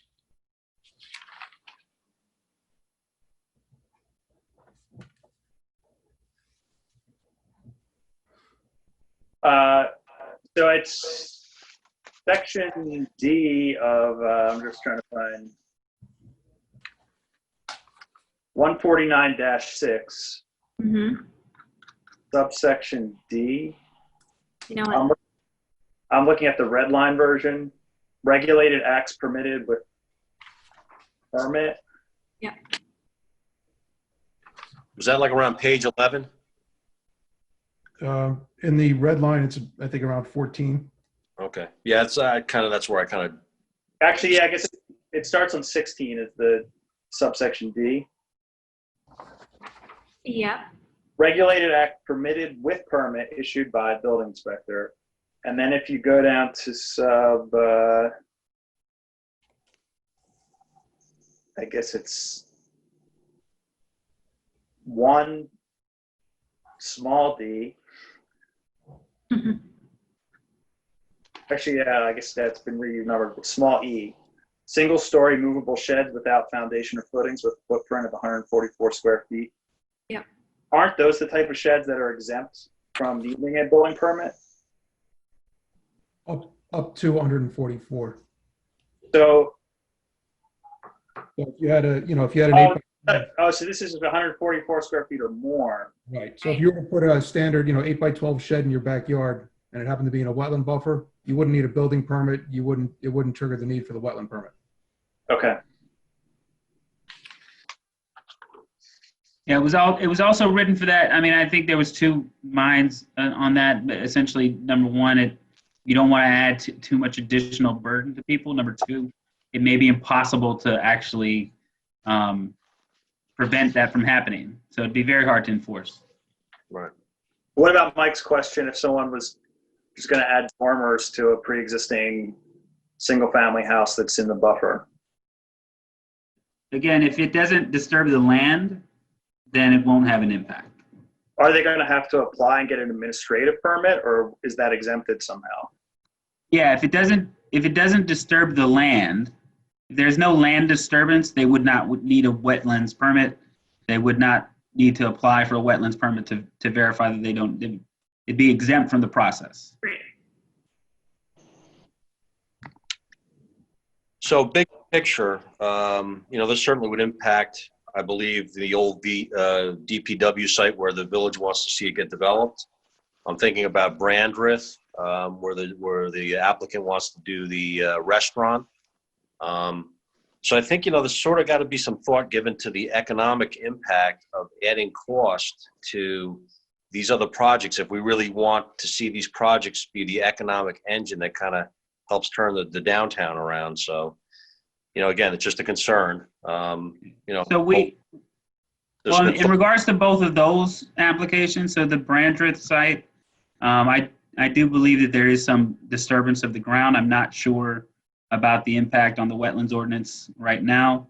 The ordinance is not in effect, and if they do get an approval prior to the ordinance going into effect, then it may be a moot point. The DPW site is obviously a bigger project.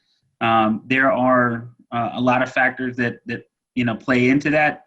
Number one, that site is heavily developed as it is right now. And there, one of the thoughts that was provided to us by the developer was considering whether or not a brownfield credit or something like that could be added as a part of the legislation, essentially where,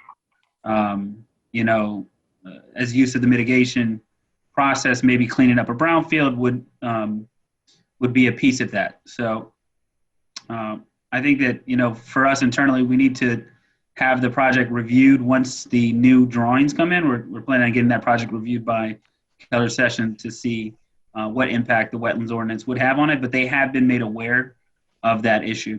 And there's a lot of cleanup that needs to be done to that site. So the site is heavily, covered in trash, it's heavily developed.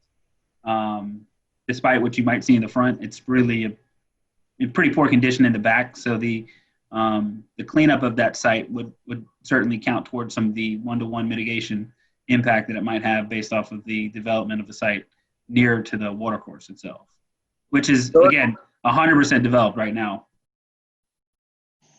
I guess this is for Stuart and Amanda. I'm just going to hand it off to you to think about whether it's legal for the planning board to be adjudicating land use violations. I'm just going to give you the name of a case. I'll give you the citation.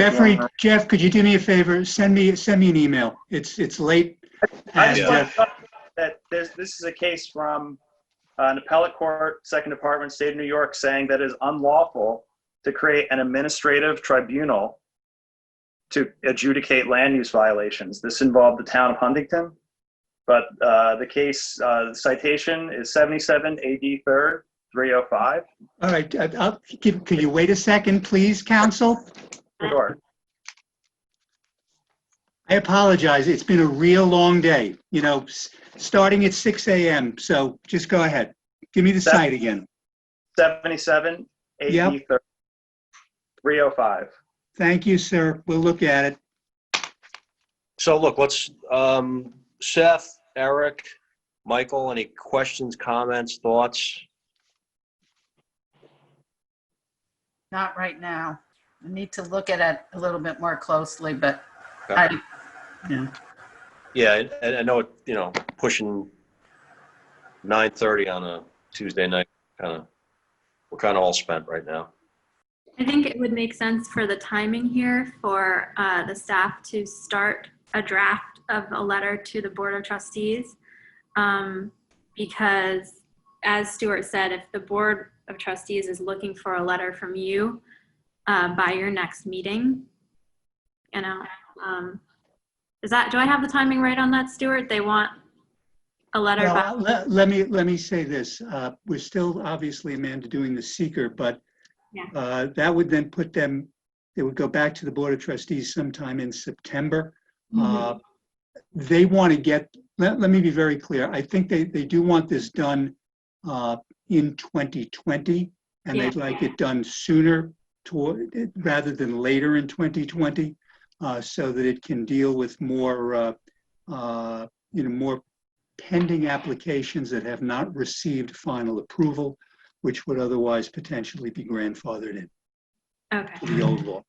I think it's fair though to at least give the planning board, which has such a huge role in this legislation, at least like their August meeting as well, to review a draft letter, add any changes, and get it to them after their August meeting? Or do you think that's pushing it, Stuart? Hang on a sec. Why don't we do this? You can have, the August meeting is fine. What I would ask then is if the first work session in September is September 9. I would appreciate it greatly if whatever your letter is, it is received sometime sometime before the 4th of September, which is the Wednesday, which is the Friday before Labor Day, if it is at all possible, so that if there is a recommendation letter, it can go to the board. I don't know if it will necessarily be on for the 9th as a work session, but since it's a possibility, that would be appreciated from my end. I think that's fine, and we'll get started on putting together a letter based on what you've said tonight. But if the board could take some time during August to thoroughly think about what we talked about tonight and take a closer look at the legislation, so that we can make sure what we give to Stuart for that September work session, encapsulates everything that you would like to say, that would be great. Eric, Seth, any comments? I didn't hear from you guys. I don't know if there's any, if you need more time or any quick observations or. Yeah, I don't have anything right now. Other than the fact that, the streams and the wetlands in this village have been so thoroughly reduced that the impact, I think, of any of this is relatively limited to begin with. I do think it's important legislation, but I want to go through it more. Okay. Just a point of clarification, Stuart, has the board figured out when they want to hold the public hearing, or are they still waiting to determine whether in-person meetings can be had? We'll know better as of the 5th to see if the open meetings law suspension is lifted, but we are in the process of starting to get those meetings done. What I understand is that the board is going to start having in-person meetings in August, and we will then start scheduling public hearings as well. We have 10 local laws that are ready for public hearings. This is number 7. That doesn't mean they have to go in order, but we do have 10. So we don't have a date yet for it, but I'm sure it'll come up. Once we get the information from you folks, I'm sure, and we complete seeker, there's little doubt the board will want to schedule this. And they would probably like it as an in-person public meeting with perhaps an adjunct through Zoom if anyone is unable or unavailable to come in otherwise. But I know they're looking to do this in person, in larger spaces. All right. I think that gets to a separate point, not related to the wetlands ordinance, that we could be looking at the first in-person planning board meeting post-COVID in August. That is correct. So the planning board members should be prepared for that. Okay. Right, we'll be noticing that meeting in the alternative, Zoom or. Right. We could go either way, depending on, the governor's executive order or whatever. And if it's held live, it will be at the community center. Okay. So we'll see what happens. Just one quick question, Amanda Stewart. Is there a term limit to this? Could this be a term type law where it's 1 year? Would it sunset? You know, that's sort of a quick thought. There's been no consideration, Michael, to sunsetting it. The board is particularly concerned that all of the surrounding municipalities have wetlands ordinances and the village does not. It's certainly something you can put in a recommendation letter to the board as to whether it should sunset or be evaluated. It has not thus far been a subject of discussion. Okay. All right, so that said, we'll keep talking about it, I guess. Wonderful. Thanks, Stuart. Thank you, everyone. All right. So that said, I guess we'll adjourn. We have one last item on the agenda. It's a conversation near and dear to Jeff Gasparo's heart, I would hope, the comp plan survey. Okay. So basically, as you all know, we're going through the comprehensive plan. And the comprehensive plan gives everybody in the community the opportunity to tell their opinion about, the changes they'd like to see in the community. Jeff Gasparo is one of the steering committee members for the comprehensive plan. And so would you like to say a few things about the survey, or would you like me to fill in the blanks here? Offhand, the date that we have, I know it's sometime in August. I want to say it's the 18th or something like that. Yeah, I think so. It's on if you go to the homepage of, the village's website and click on comprehensive plan, it'll take you to you'll be able to find the survey, but it's going to be one of the ways that the consultants who are assisting the village with the comp plan are going to most be able to quantify and get some data about, opinions of not just actually people who live in the village, but you could have a business in the village and do the survey. If you have, if you live nearby, there's options within the survey to select how you're affiliated with the village. And the more people that fill that out, the more data the consultants will be able to have, and try and come up with some of the larger trends or feelings within the village about the direction we should go in different areas. So everyone should fill it out. Everyone on the planning board should definitely fill it out and share it on social media and with your friends and however you communicate with people to get it out there. Yeah, I did the survey and I did forward the link to a bunch of people and I think they filled it out, so.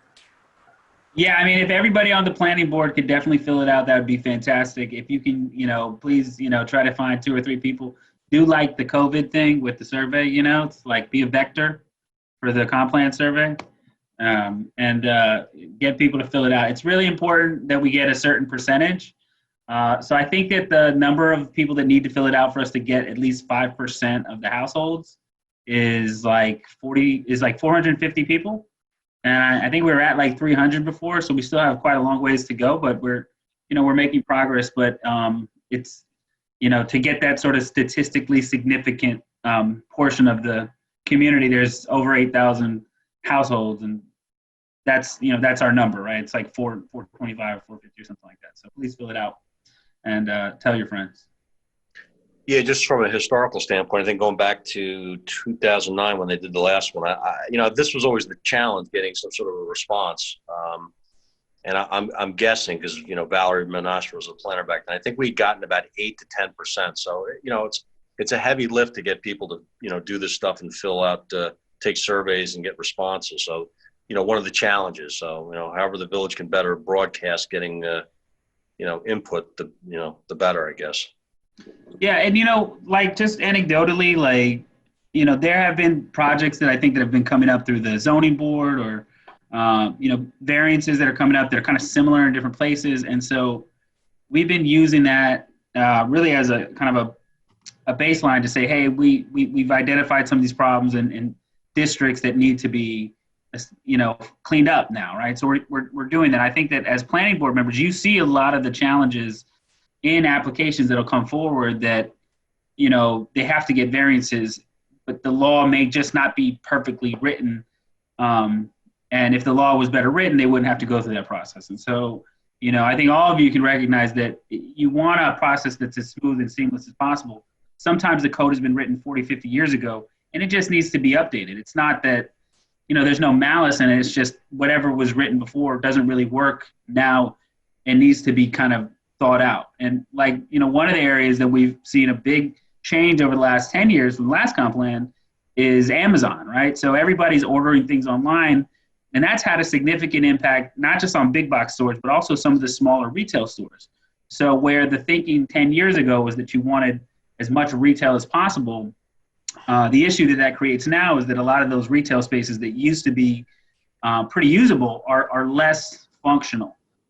So you know, now's the time to sort of start reevaluating, where do you want to have ground floor retail? Is it better to, you know, instead of having 1,000, you know, linear feet of retail, is it better to have 800 linear feet of retail where they're going to really succeed, or to have that 1,000, you know, linear feet of retail where 200 feet are going to, you know, potentially not work at all, and they're just going to stay vacant. They're going to, you know, file for tax certs. They're going to come off the tax rolls, right? Is that really benefiting us by forcing those properties where they could rent that space out for something else to use it as retail? And that's just one example. There's lots of other types of examples, I think, that exist out there that have been coming up as we've been going through it. But this is, you know, as planning board members, you know about these things more than anybody else. Yeah, I'll just say, in addition to the survey, which everyone should definitely at a minimum do, but there's a tool that the consultant is using called an ideas wall. So you can make a more substantive, unique, tailored response or an idea to an issue you see in the village, if you feel that within the context of the survey, you're not able to express, you know, an opinion that you have. So that's all. If you go to the comp plan link on the village website, it'll bring you to all those different tools. But at a minimum, do the survey, because that window is, I forget the date offhand, but it's going to close at some point in August. So. Yeah, I think you're right. I think we have about 3 more weeks, three or 4 more weeks next. So. Okay. All right, good. So I think we're done. That's it. All right, so hopefully we'll either have a mask for the next meeting, or we won't, I guess, if we meet in public. I'll leave it at that. Okay. Yeah. Good. We'll go wherever the governor tells us, I guess.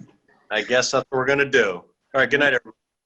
Take it easy. We Good night, need everybody. Yeah, you need to close. You need. Yeah, you need a motion to adjourn. Okay, can I have a motion to adjourn? Michael Aronson, motion to adjourn. And a second? Seth Roy, second. All in favor? I guess a roll call? Sure. Mike Baldati, Yes? Michael Aronson, Yes. Seth Roy, Yes. Jeff Gasparo, Yes, Eric Talbot. he's already gone. Yeah, he said yes. He said yes. I don't. Okay. I can see his mouth moving. He's mouthing yes. Great. Night, Good night. everybody. Night. Good night. Night.